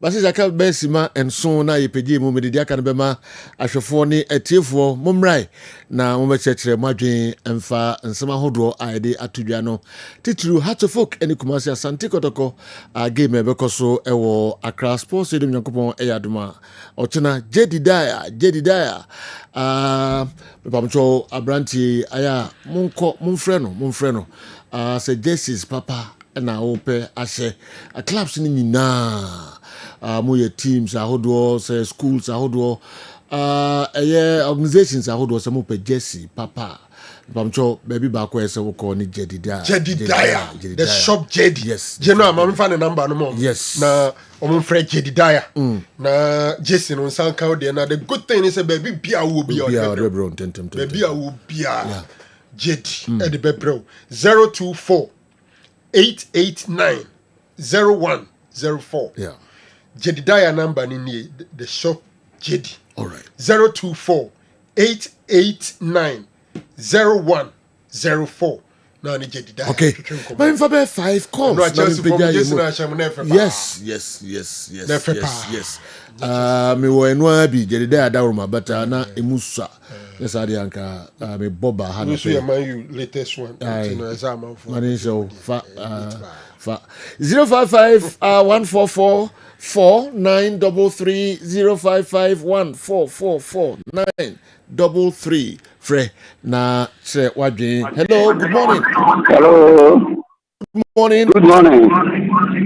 Big do original Pauli Masuto Nasi. Okay. Big do. I can say Kessben dey win the video through and what happen. I know that tell me we from and I meet me Munji. Kessben dey win video through and what happen. Andy me pena sempa adi no ya onya anti afeka kama e. Ebiso mu ya di ma sisi e so ni Franco e wa asem e wo ko ebe di sin ba di siana wa ere mo ye ma bo dire let's go supported yan papa don test me ti na mi nje afidie ni ma papa be ko ya ma be ti over ma ebe dasipa na eko ye next caller me se me bo modin na mafa bako enum ansa na ya peja yemu yanko the next one enhwe. Hello, good morning. Morning Sergio. Zai Sergio, chedi ko na ku padaro ma me hoye. Yeti o pa o kasa free. Sergio, what for Daro ni me do features. Okay, yeti o. Sergio Adaro ma nfa kwa explanation na free e bo atu. Features ti da mene. Sabe, ti o juma die den den o body tag government shop police station dan tepe. Na Sergio no kuma samso no.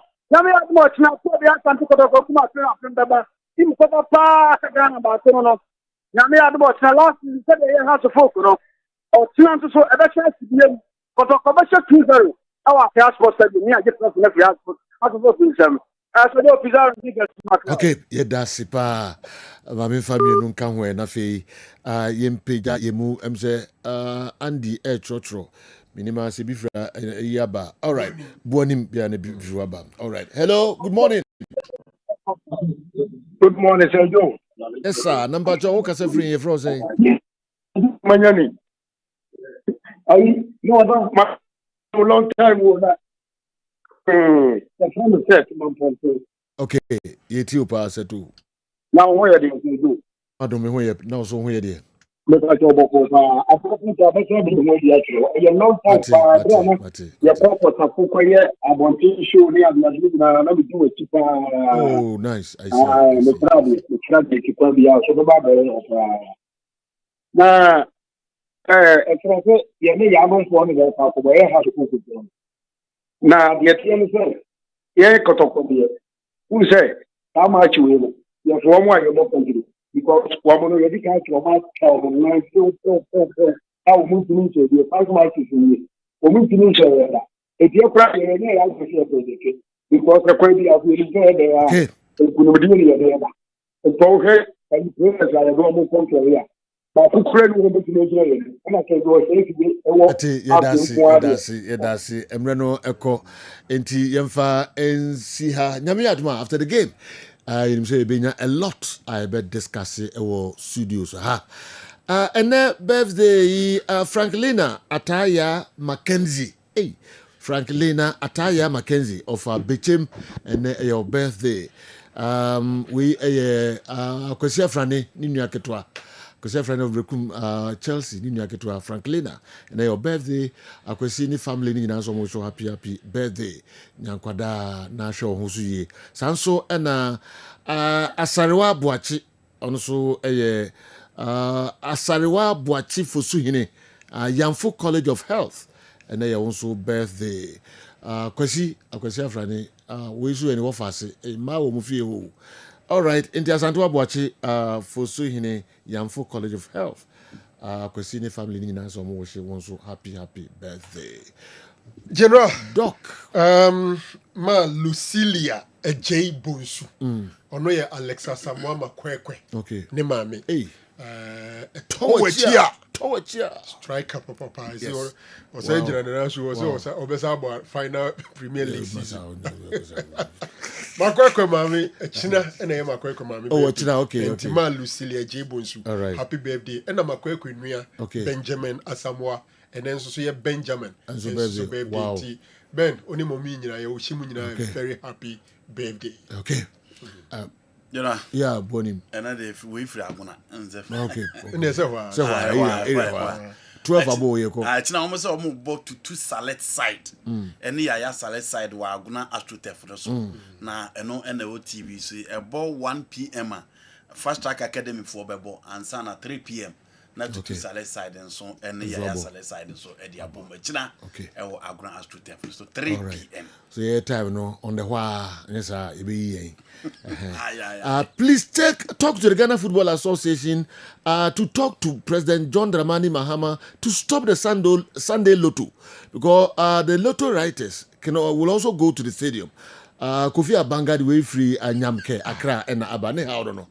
So Sunday Lotto no President in free ho na omo mutua Lotto no mutua mu nyina nko stadium.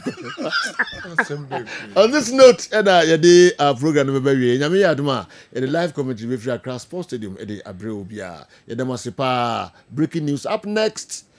Akrabo.